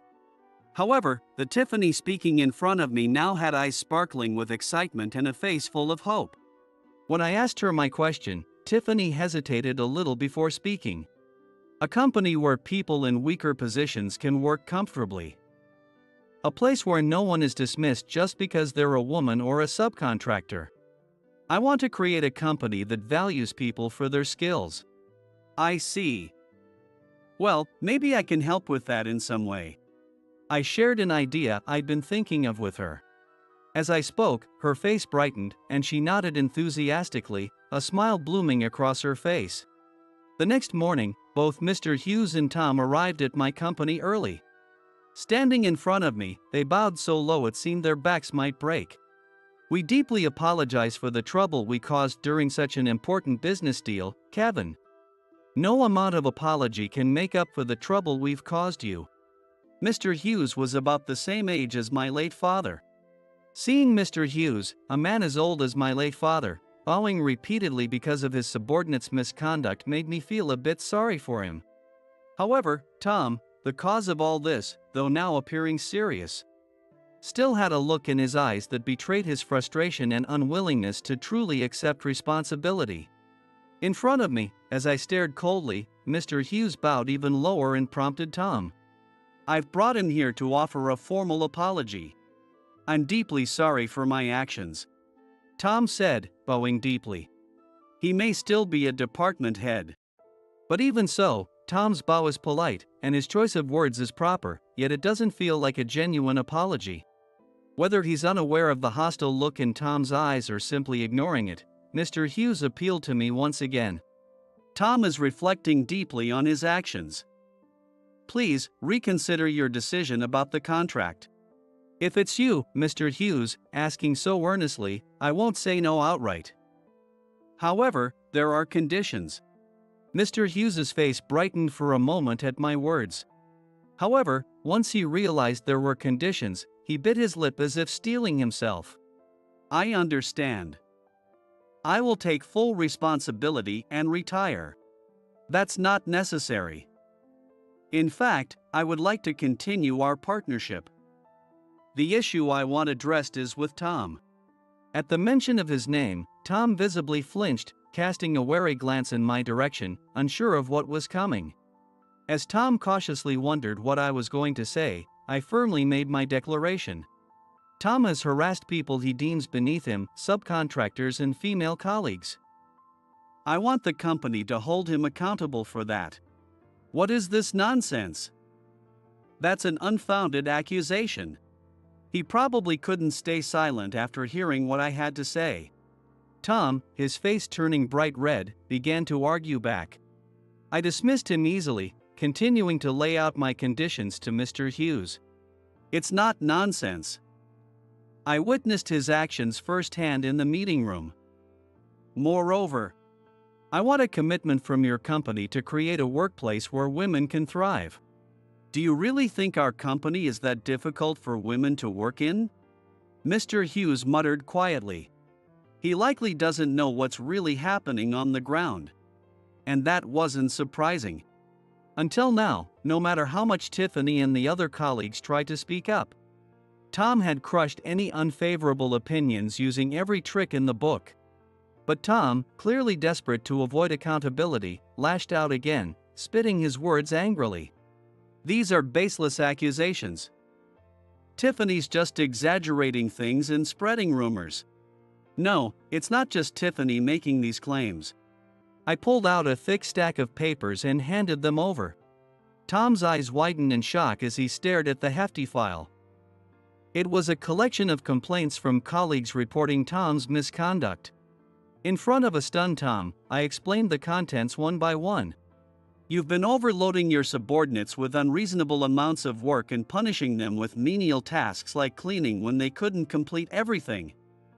You've also made inappropriate advances toward female colleagues and retaliated against them when they rejected you, getting them reassigned. Where did you get that report? Stop it. Stop reading it. Tom's previous rage evaporated into sheer panic as he lunged to grab the documents from my hand. Before he could, though, Mr. Hughes firmly grabbed his arm and yanked him back. That's enough. We can verify these claims easily, Tom. It's all lies.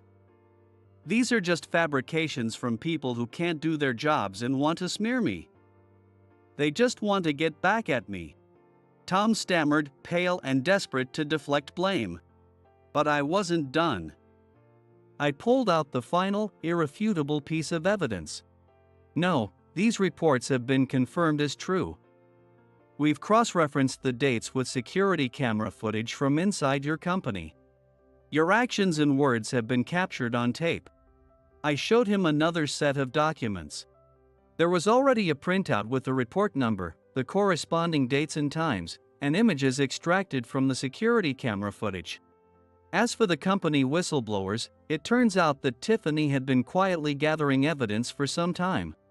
Many within the company had been troubled by Tom's actions, and people eager to assist Tiffany began coming forward one after another. The number of reports has now exceeded 50.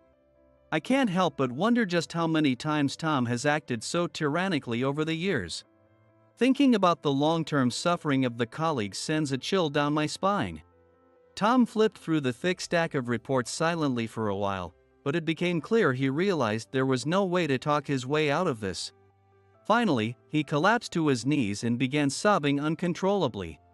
Shortly after, Tom was fired from the company in a disciplinary dismissal. It was reported that multiple colleagues had filed individual lawsuits against him, and there were even several cases under police investigation. Since the day Mr. Hughes learned the truth about Tom, he had been deeply remorseful, to the point of looking gaunt.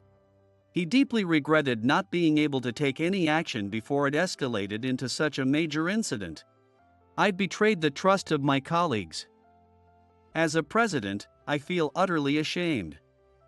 From now on, I will ensure that nothing like this ever happens again by focusing on improving our company's compliance. As promised, just 2 months later, a compliance department was established within the company. Tiffany was appointed as its first head. Every day is busy, but we've finally taken the first step toward creating the ideal company. I'm going to build a workplace where everyone can thrive. From her smile, all I can feel is kindness. There's no trace left of the timid side she once had.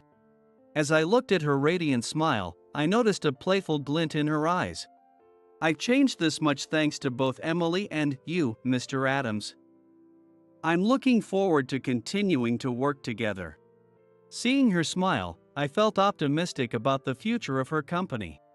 As your partner, we'll have to keep up, too. Thinking about the bright future ahead, I couldn't help but smile. And so, I continue with my duties as chairman. That said, I still make frequent visits to the factories because I believe staying connected to the field is essential.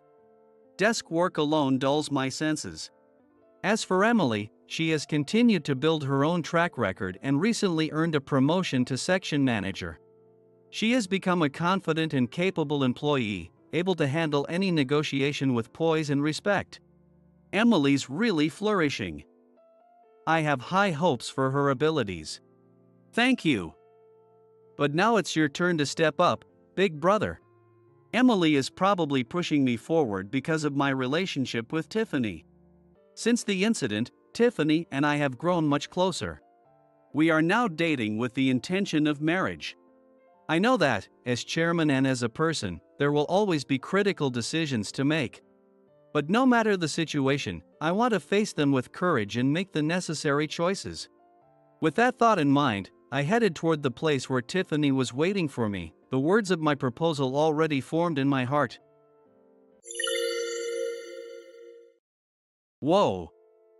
No way. Is this? I'm struggling right now. Right in front of me is my boss, her skirt flipped up, showing off her seductive legs without a hint of modesty. I swallowed involuntarily.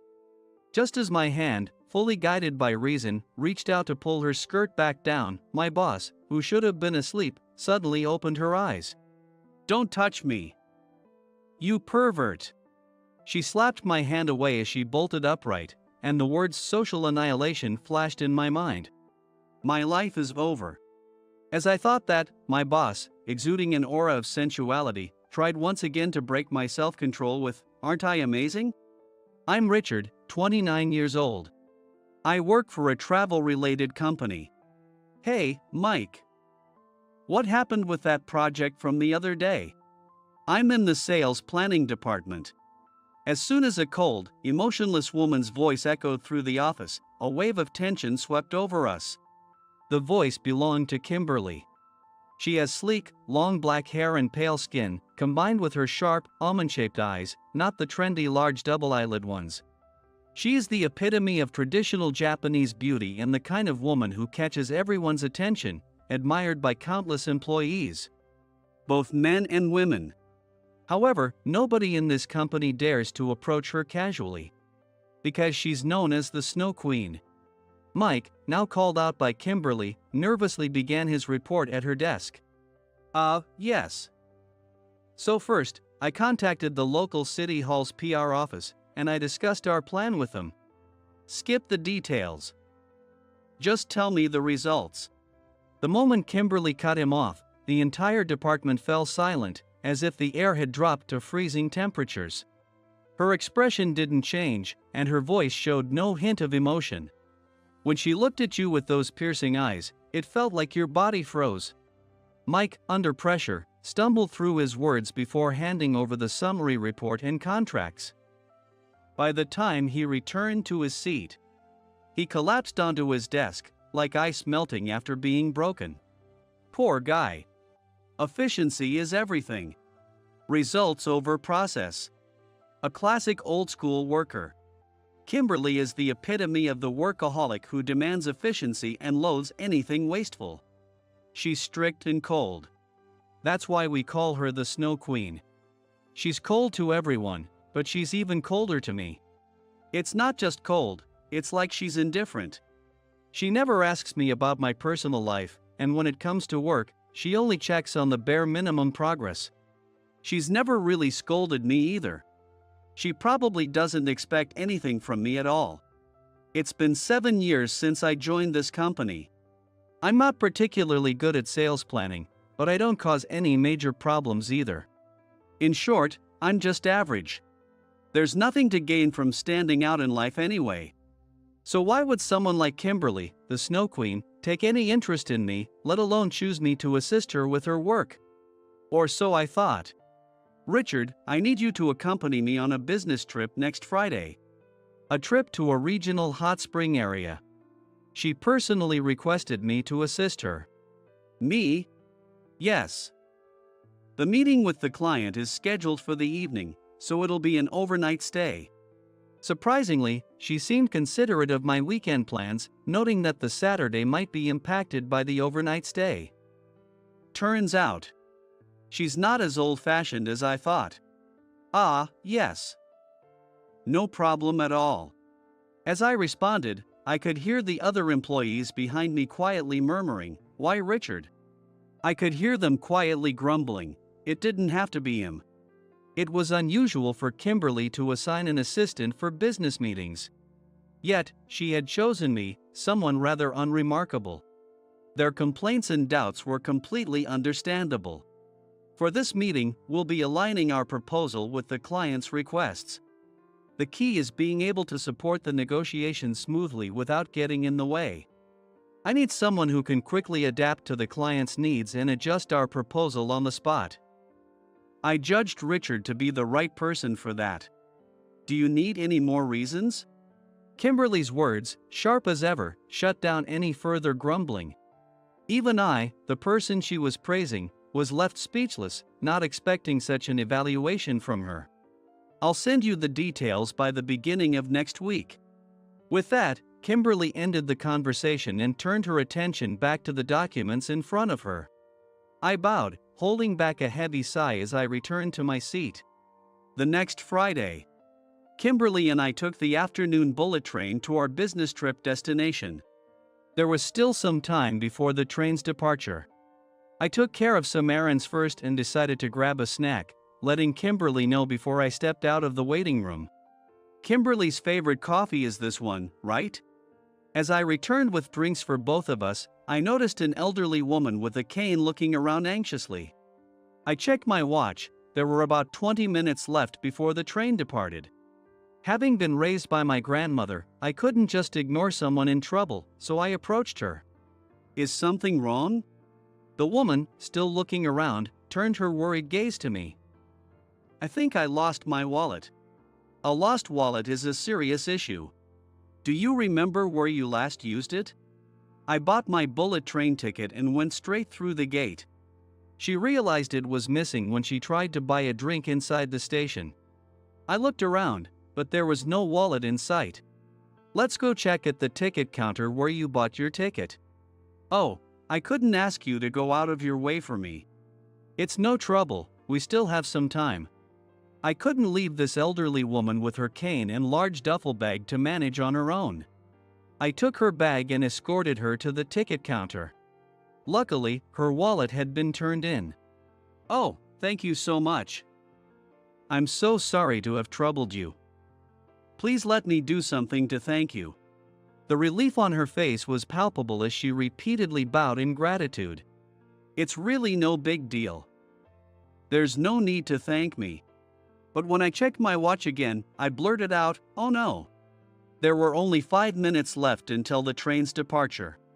The woman was still trying to thank me, but I quickly said, "Please don't worry about it. I've got to go," and rushed off. When I reached the platform, the train doors were already open, and I jumped on just in time. Trying to catch my breath, I made my way to my seat, realizing that a full sprint is tough for someone in their late 20s. It was hard to get my breathing back to normal. "Richard, where did you go? I was calling you so many times, I thought you wouldn't make it." Still panting as I sat down, I immediately got a scolding from Kimberly.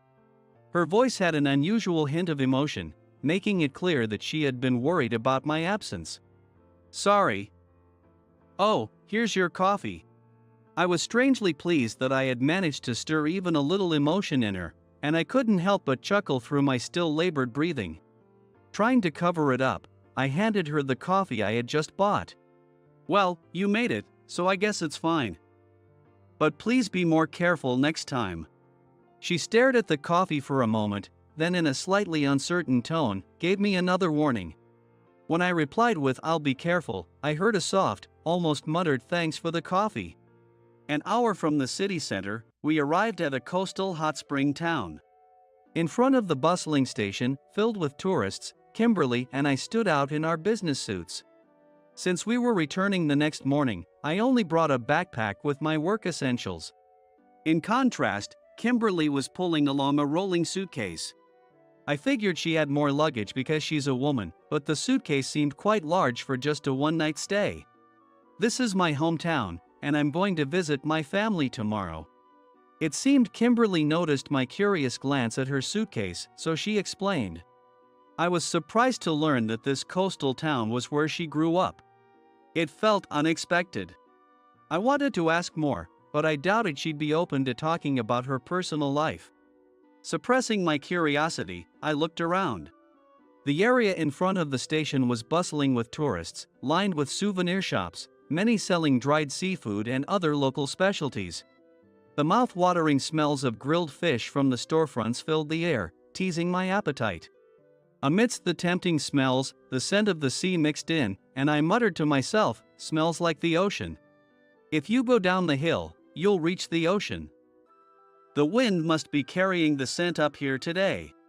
I caught a glimpse of Kimberly's profile, and it looked like she was smiling gently, but she quickly reminded me that we were short on time. And we headed straight to the meeting. The meeting lasted about 2.5 hours. In addition to being a popular tourist destination, the area was actively engaged in promotional activities. The client was very enthusiastic about our proposal for regional revitalization, and the meeting successfully resulted in a formal contract. Afterward, the client kindly hosted a dinner, where we enjoyed local seafood freshly caught at the nearby port and regional craft beer. Perfect for the tourist atmosphere. I never thought I'd end up working with Kim. The person speaking to Kimberly in such a casual tone was the client's manager, who had joined us for the dinner. He seemed to be a local and appeared to know Kimberly from before. Are you going to drop by Ben's place? I'm thinking about it for tomorrow. I see, everyone's been worried since you haven't been showing up to the union meetings. They're wondering if something's wrong. The conversation seemed personal, and I noticed a slight shift in Kimberly's expression, as if her mood had darkened. Feeling like an outsider in their conversation, I chose to focus on chatting with the other attendees, letting them have their private discussion. After the dinner, Kimberly and I headed to the business hotel where we had a reservation. I am terribly sorry, the hotel receptionist said, bowing deeply. Are there no more rooms available? We have one twin room left, but we cannot provide 2 separate rooms. We also checked with nearby accommodations, but they are fully booked as well. The room we had reserved wasn't actually available. It might have been a double booking between the company's reservation system and another site. With the increase in inbound tourism and the recent staffing shortages in hotels, this issue had become more common. It was past 9 p.m. on Friday in a popular tourist area, and there were no other rooms or accommodations available. Sharing a room with someone of the opposite sex at our age. And with Kimberly, of all people, there was no way that could be okay. Then, we'll take that one room for 2 people, please. Despite my nervousness, it was Kimberly who calmly booked the room. Excuse me, but there's still time to catch a train. I can head back to Tokyo. As your superior, I can't let you travel that distance at this hour. Plus, we still have a little work to finish. Staying in the same room will be more efficient.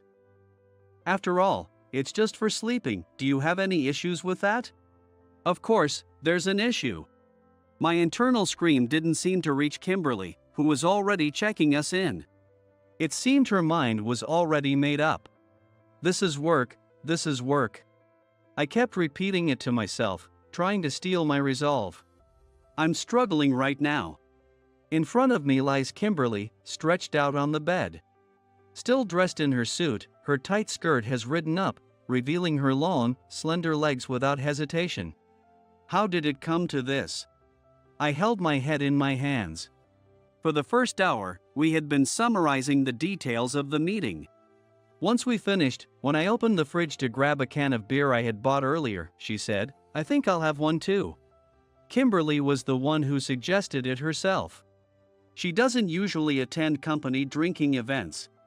She only shows up to the necessary farewell or year-end parties, and I'd always seen her drinking only soft drinks. I had assumed she either couldn't drink or disliked alcohol, but apparently, I was wrong. As an apology for the hotel's mistake that led to us sharing a room, they offered us free drinks from the minibar. The sound of the local beer's tab popping open echoed with a satisfying click. Thanks for today. The meeting went smoothly thanks to you, Richard. Well done. Cheers. With a slight smile, Kimberly raised her beer toward me and took a big gulp. Her unexpected words of appreciation made me smile naturally as well.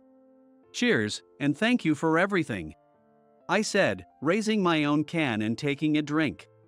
Kimberly quickly finished her beer and, looking pleased, reached for a canned cocktail next. Seeing her smiling and drinking happily, far from the usual composed Snow Queen demeanor she's known for at work, would have shocked everyone at the office. Richard, you should really be better at promoting your accomplishments. Kimberly spoke unusually cheerfully, but her words were starting to slur slightly. She probably wasn't very strong with alcohol. It was already a rare experience to talk with her one-on-one like this. But seeing her cheerful and tipsy was an unexpected perk of this business trip. I'd been drinking at a decent pace too, and when I checked the time, I saw it was already past midnight. When we started discussing calling it a night, she offered me the shower first, saying, "You go ahead." Still holding her canned cocktail. She seemed in no rush to sleep.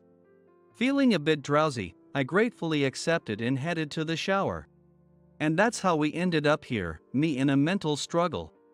I couldn't take my eyes off Kimberly's seductive legs as she lay passed out drunk. And I could see it. That piece of fabric under her skirt. The drowsiness that had clouded half my brain instantly vanished, replaced entirely by a flood of desire. Gulp. I could hear the sound of my own throat swallowing loudly. My hand, moving slowly, hesitated for a moment. The urge to pull her clothes further up, to indulge in the sight of her legs. Slap. I smacked my own left cheek. What the hell am I thinking? Get a grip. Using every ounce of self-control, I reached out to pull her skirt down, covering her exposed legs. At that moment, Kimberly, who I thought was fast asleep, suddenly opened her eyes and locked gazes with me as my hand was still on her skirt. Oh, crap. I froze as cold sweat broke out all over my body, despite having just taken a shower. What are you doing? You pervert. I couldn't move my hand from her skirt, and what I heard next was, of course, a voice full of justified outrage. No, no. It's not what it looks like. I swear. Panicking, I struggled to find the right words, unable to explain myself properly, and could only keep repeating, "It's not what it looks like." What do you mean, it's not what it looks like? You lifted my skirt, and you were looking at my underwear, weren't you?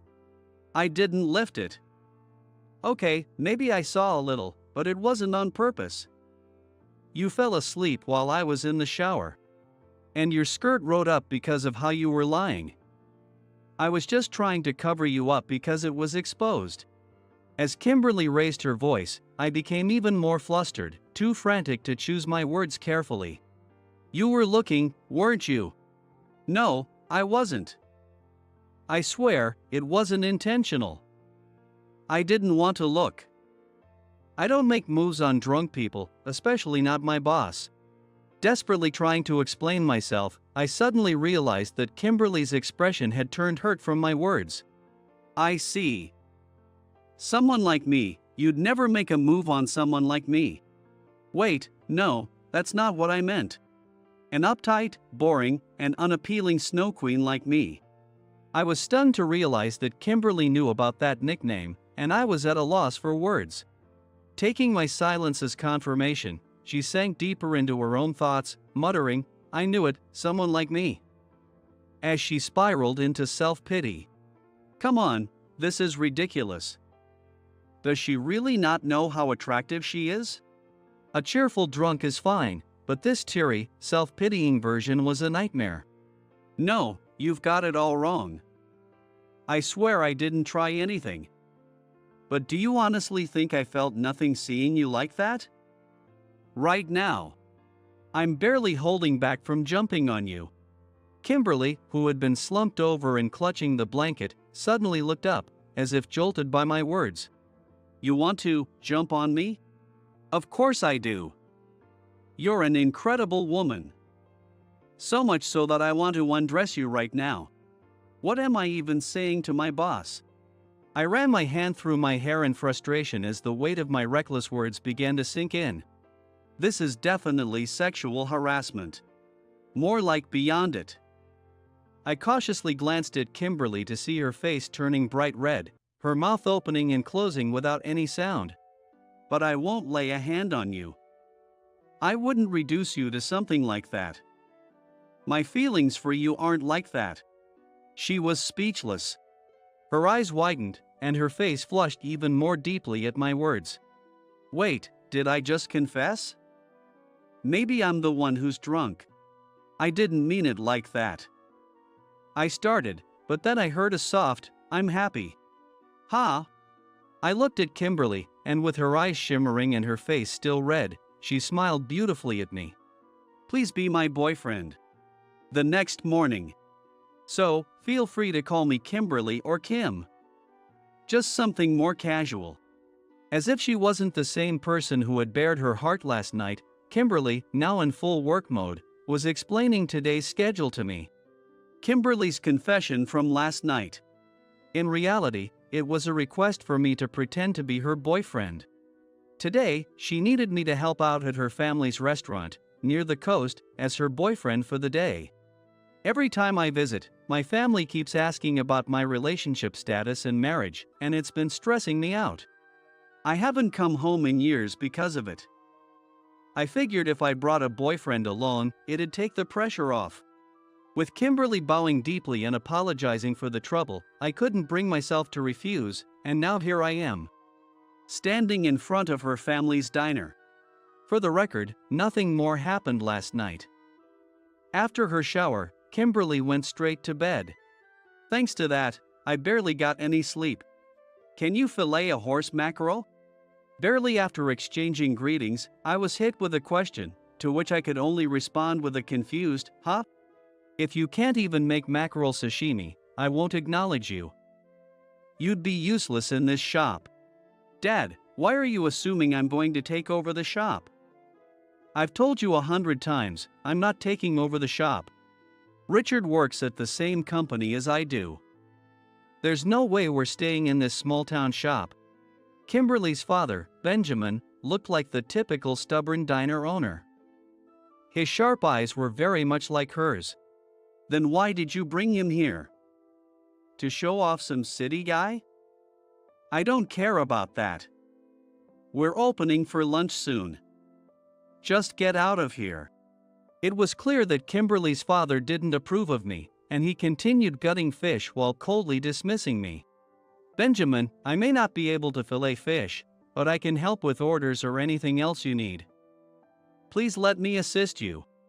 Even if it was just for a day, I wanted to play the role of her boyfriend properly. I don't need you calling me Benjamin either. I couldn't help but stammer, sorry.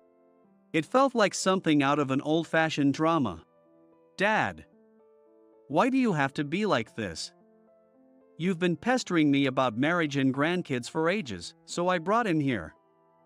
Besides, you've been complaining about your back pain. Shouldn't you take a break? I'm not sick.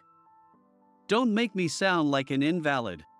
Kimberly, who normally never shows her emotions, was now speaking so emotionally in front of her parents. I found myself thinking that, after all, she turns into a daughter when she's around them. I'm sorry you had to see that. Those two are always like this when they see each other. They're just too similar, said her mother, Samantha, as she gently placed a glass of Calpico in front of me, not seeming troubled at all. She was clearly used to their family quarrels. Oh, but really, we don't need any help. The shop has been so quiet lately. Even on the weekends, when we should be busiest, it's completely dead. As Samantha spoke with a worried expression, Benjamin's voice suddenly cut in, don't say unnecessary things. Huh? Why all of a sudden? Just as Kimberly, who seemed to be hearing about the shop situation for the first time, was about to ask for more details, the sliding door of the shop swung open. Hello. A man, probably in his mid-40s, walked in wearing sunglasses that shone unnaturally. The shop's not open yet. Get out. Benjamin said coldly as soon as he saw him. I was just stopping by to say hello to the neighbors since I'm in the area. I thought this place had already gone under, but I guess it hasn't yet. This shabby, poorly reviewed restaurant is still hanging on, huh? The man, who was striding into the shop with a rude attitude, made me furrow my brow. And who might you be? If you're not a customer, please leave. Kimberly said with a sharp look, clearly annoyed, and urged him to leave. Oh, what a pretty young lady. If you're not a customer, then you must be the daughter, right? I'm Daniel, from the shop across the street. Daniel, the owner of a seafood restaurant that had opened about 2 months ago, leered at Kimberly from head to toe, a sleazy grin on his face. He apparently runs several restaurants in major cities and popular tourist destinations. This coastal hot spring town had once been a thriving tourist destination, but over time, it had declined. Abandoned hotels lined the hills, and most of the shops in the shopping district were shuttered. In recent years, however, thanks to a younger generation taking over and newcomers from the city, the town had started regaining its vibrancy and re-emerged as a tourist hotspot. With that resurgence came people like Daniel, looking to profit from the renewed popularity of the area. "Didn't you hear me? I said get out," Benjamin repeated in a low voice, and Daniel, now holding up his smartphone, sneered, "I'd better post this terrible customer service on social media, so no one comes to this awful shop." "Hey!" Kimberly raised her voice, but I quickly stepped in front of her, directing my own phone at Daniel. "If you post anything online, we'll take legal action. You don't have permission to film here. Now, get out of our shop. If you refuse, I'll call the police. You know, what you're doing falls under defamation, intimidation, and trespassing, right?" "Just kidding. Come on, let's get along as neighbors. Look, see? I didn't record anything. But who knows how long a poorly reviewed shop like this will last? Anyway, I'll be going now." Clearly shaken by my words, Daniel grimaced, clicked his tongue, and finally left the shop. I let out a long breath I didn't realize I'd been holding, only to find Kimberly staring at me in amazement. "Richard, that was impressive. It's just some stuff I picked up online. I'm not sure how accurate it is, but I figured a restaurant owner wouldn't want to cause any trouble. It was a bit of a gamble since he seemed like a sketchy guy." Still, Kimberly and her mother, Samantha, praised me enthusiastically, making me feel a bit embarrassed. But Benjamin, on the other hand, looked displeased. "When did this become your shop, huh?" He seemed upset by the fact that I had referred to it as our shop during the confrontation. "It was just an instinctive response in the heat of the moment. Dear. He stood up for us, and that's how you thank him?" "Exactly. He protected the shop." Before I could even apologize, Samantha and Kimberly were already scolding Benjamin. Faced with the pressure from the two women, Benjamin swallowed his words and ended up with a sheepish expression on his face. "Gore. You. Have you eaten lunch yet? Stay and eat." As Benjamin grumbled and disappeared into the kitchen, Samantha smiled and said, "That's his way of showing gratitude."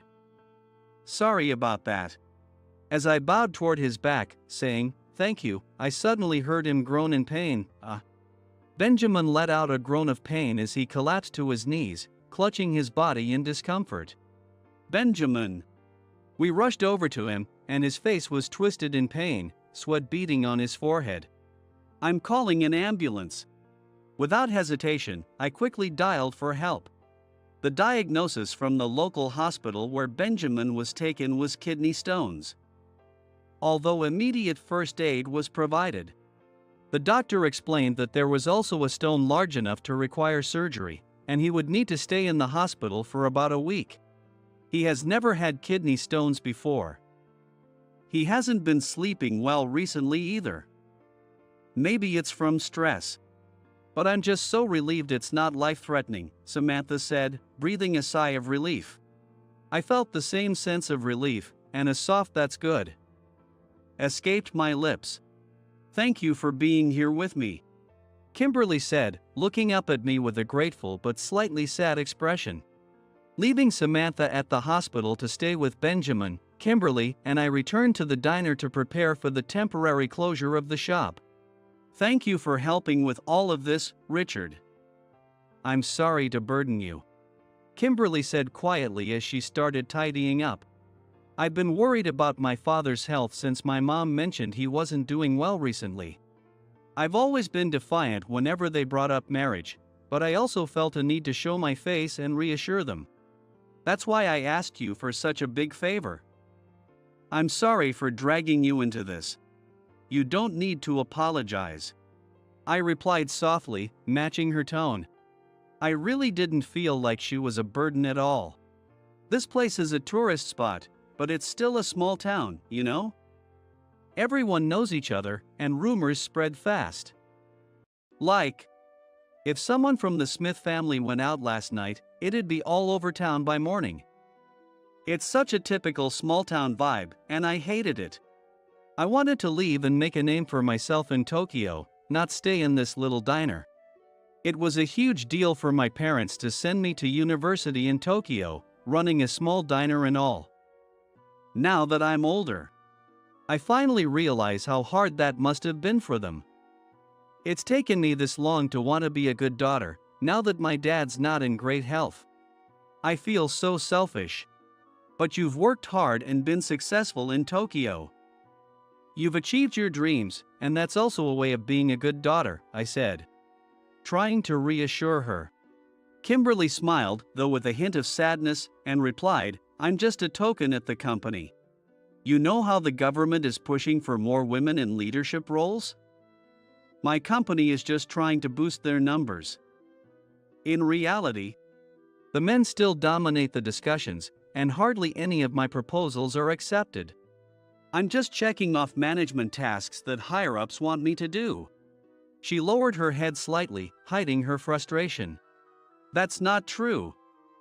I really respect your work. You're always so precise and give clear, rational instructions. That's why you were given your role.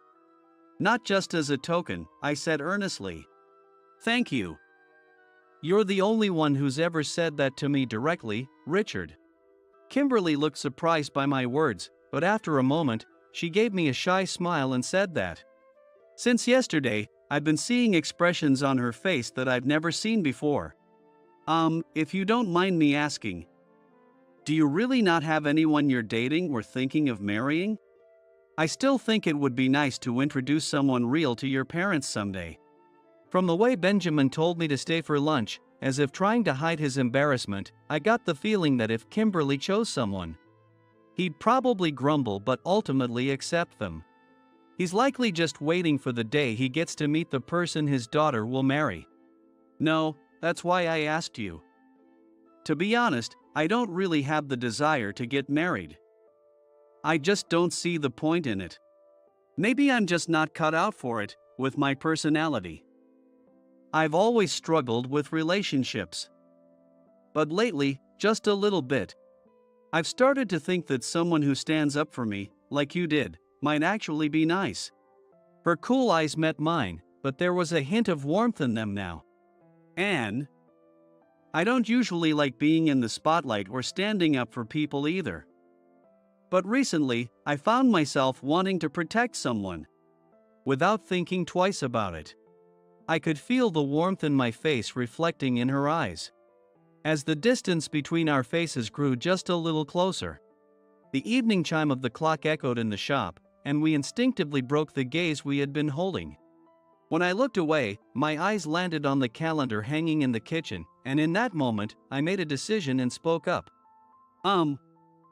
Would you let me help with turning the shop around?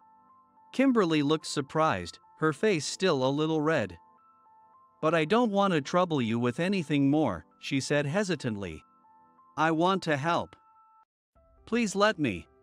Gripping her hand as I pleaded, my seriousness seemed to take her by surprise, and she nodded with wide eyes. 3 months have passed since then. Welcome.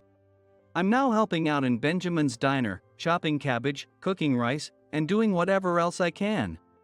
I can only come on my days off, of course, and although Benjamin initially said, we don't need help from an amateur, after seeing me come nearly every week, he finally gave in. Benjamin's health has been great since he got out of the hospital. Hey! Don't let the soup boil over. Yes, sir. Sorry. Watching us from the dining area, the local regulars, already used to this sight, sat back, drinking beer as if it were just another afternoon. Man, since Kim's boyfriend started coming around, the place has been full of life again. You've been posting lots of promotions on that. What's it called? Social. social media. And not just that, there were a ton of nasty reviews online about the shop. Like people saying it smelled like rotten fish or the service was awful. But Kim and Rick took care of all that. The internet these days is incredible. Samantha added, clearly relieved by the recent upswing in business. I had been puzzled by something Daniel had said about poor reviews, so I decided to look into the shop's online reputation. Sure enough, the diner had an unbelievably low rating of 1 star, with comments like, "It smelled like rotten fish," and "the staff were terrible." But Benjamin and Samantha didn't recognize any of these complaints. What was even stranger was that during Benjamin's hospital stay, 2 more negative reviews were posted, even though the shop was closed. Now I was sure of it. The dates when the negative reviews started appearing coincided with the opening of the shop across the street. It was almost certainly their doing. I had heard of similar cases from clients before. They recruit people through crowdsourcing to post negative reviews about rival stores. These reviewers are paid for leaving bad comments, pretending as if they had visited the shop. People who have never even been to the store write reviews as if they were actual customers. It was despicable. I responded to the malicious reviews, questioning the reviewers about the date of their visit and what they had ordered. At the same time, I used the shop's social media account to post a warning that we might pursue legal action against those posting false reviews. What happened next? The negative reviews started disappearing, and soon the overall rating went back up to 4 stars. Supportive comments from actual customers who had visited the shop began to appear on social media. When I showed this to Benjamin, he muttered a curt "I see," but the slight upward curl of his lips betrayed his satisfaction. "Richard, you're really something, aren't you? You've been hiding your skills at work, haven't you?" Kimberly said with a sideways glance. "The truth is, I never struggled with studying or learning new things. I picked up skills quickly, no matter the subject. That's why I was never really motivated. It was the same at work. I would laugh along with others, going through the motions day by day. I watched passionate people with cold, indifferent eyes. But after meeting Kimberly and the people here, I found myself wanting to change, to protect them. For the first time in my life, I felt that living was actually enjoyable. I wanted to be useful to others. And for that, I would use my abilities to their fullest." Just then, a customer walked in. The sound of the sliding door opening was followed by Samantha's cheerful greeting, "Welcome." Then, with a more formal tone, she added, "Jessica. It's been a while." It really has. "I've been traveling for work, but I finally got back here the day before yesterday," Jessica replied. Their friendly conversation filled the air, and when I glanced out from the kitchen, I saw a familiar older woman standing there. "Oh, you're the young man I met at Tokyo Station." Her eyes met mine, and she immediately recognized me, calling out with a happy smile, "Ah, you're the one from then." I blinked, and then it clicked. It was the woman whose wallet I had helped find at the station 3 months ago. "I've been looking for you. I heard there was someone from Tokyo helping out here, so I thought I'd stop by." "I'm so glad I found you," she said, smiling warmly. I couldn't believe she had come all the way here based on that rumor. "You know Jess?" The local regulars seemed surprised to learn that I knew this Jessica woman, so I explained that I had simply helped her out at Tokyo Station. "Do Benjamin and Samantha know Jessica as well? Know them?" "Jessica here is." One of the regulars began to explain, but before he could finish, the shop's door slid open again. "Hello there." It was Daniel who had entered. He had the same smug grin on his face as the last time he showed up at the shop. "What do you want?" We all knew he wasn't here as a customer.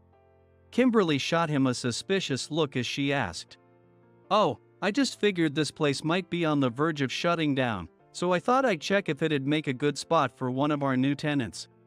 But wow, looks like you've got quite a crowd in here. How strange."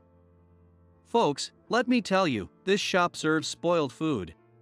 and they overcharge customers they don't like. You should really avoid this place.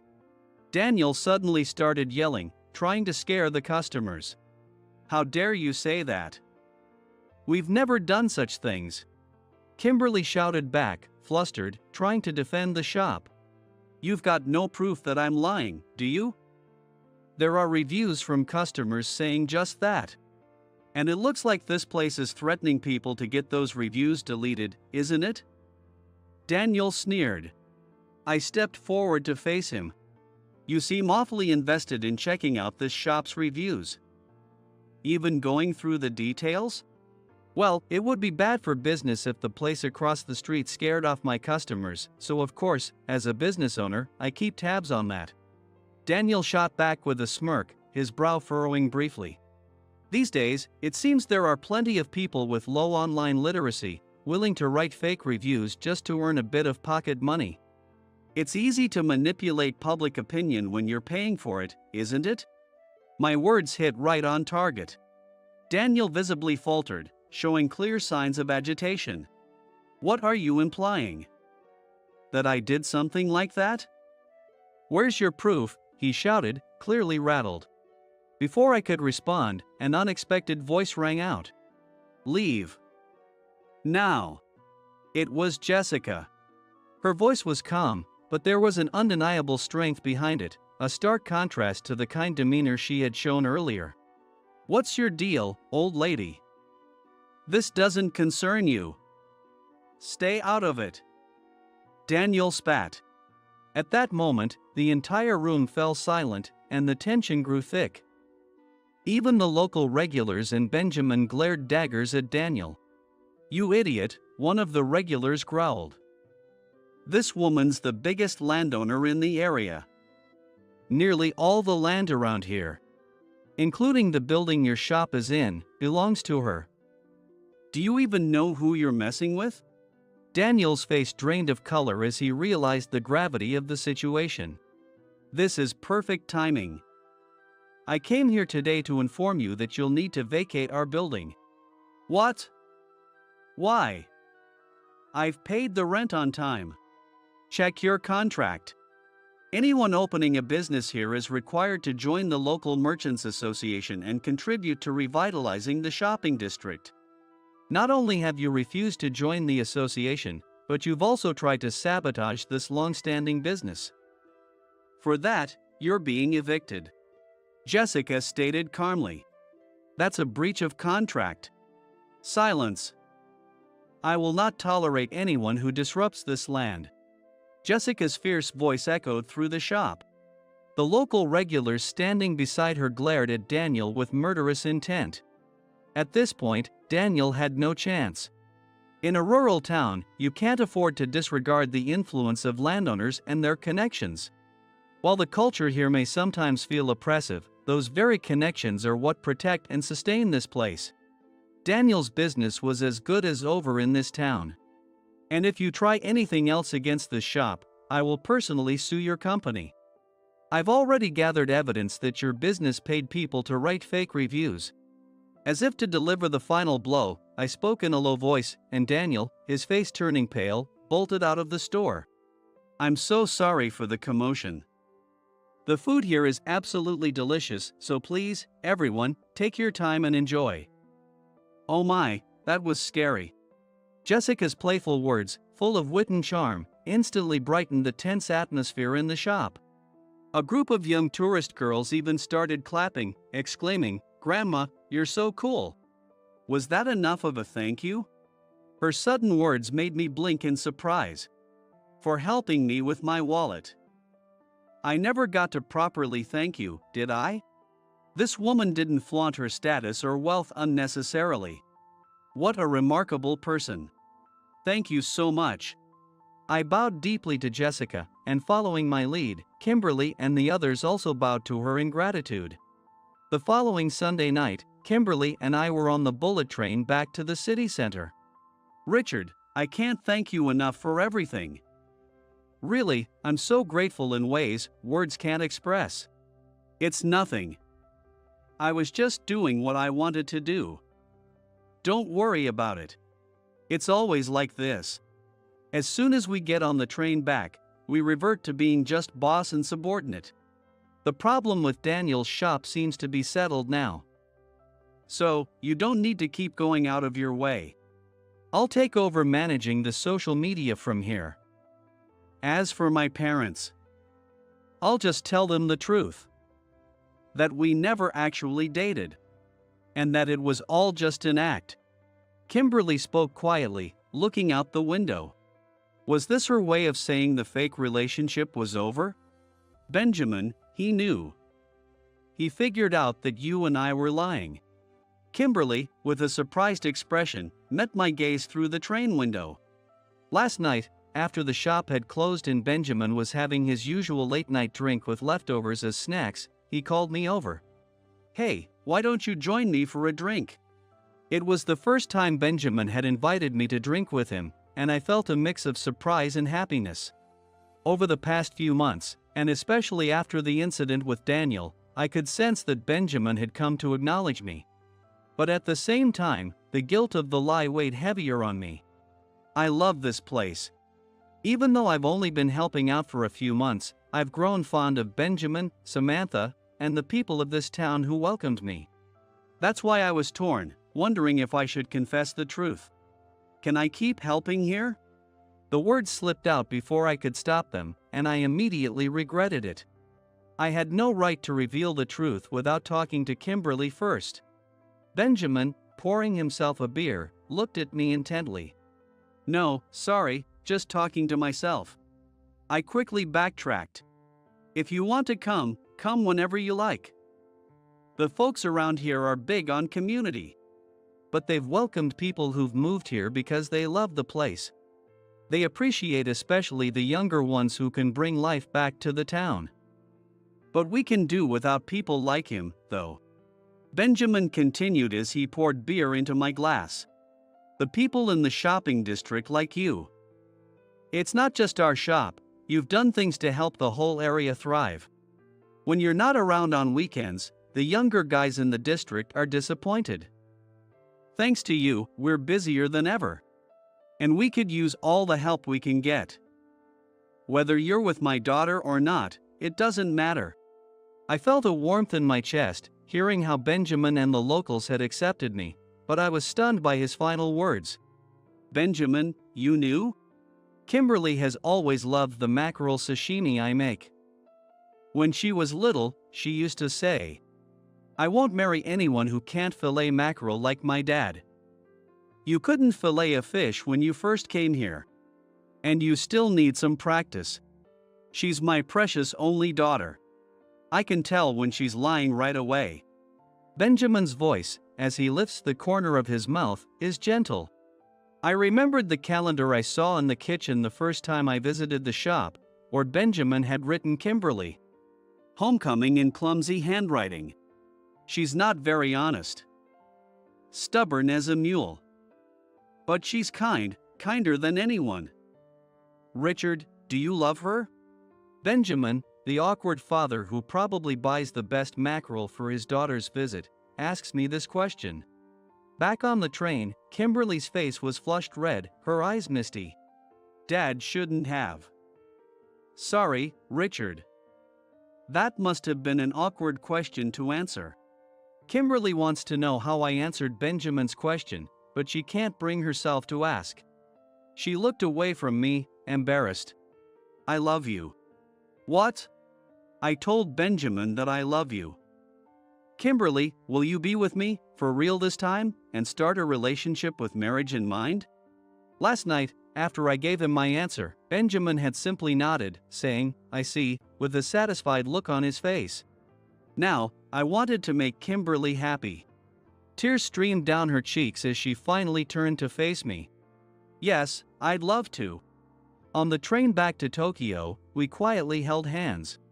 A year later, Benjamin's shop and the rest of the shopping district were thriving more than ever. Ideas that I and the younger folks came up with were coming to life, thanks to Jessica's support. Even though I still work in Tokyo during the week, I've been approaching my job with a more positive mindset.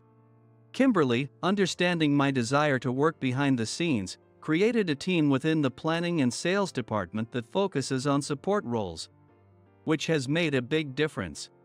It wasn't just for me. Her efforts have improved the workflow of the whole department, earning her a lot of praise. I just want everyone, including Rick, to be able to use their strengths. Kimberly, speaking with that adorable smile she shows only to me, is still someone I deeply respect as a boss. Even though we can't visit every weekend, I know that Kimberly now looks forward to going back to her family's diner with me. At our company, the option to work fully remotely has grown significantly over the past few years. In fact, there are even people who have moved from the city to other places. How about we start living together soon? As Kimberly poured coffee in my kitchen, I asked her with the same casual tone I might use to suggest going out for dinner. I'm fine with living together, but which apartment will we move into? Mine's just a little bigger, I think. She responded so calmly, without a hint of surprise, as if moving in together was a given. I couldn't help but smile.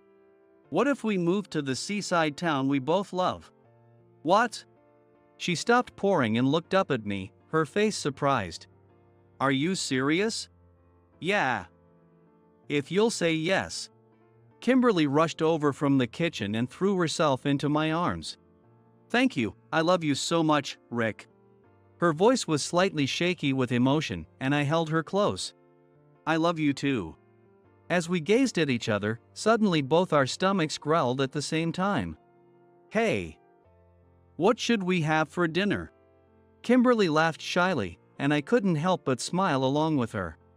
It was the beginning of summer.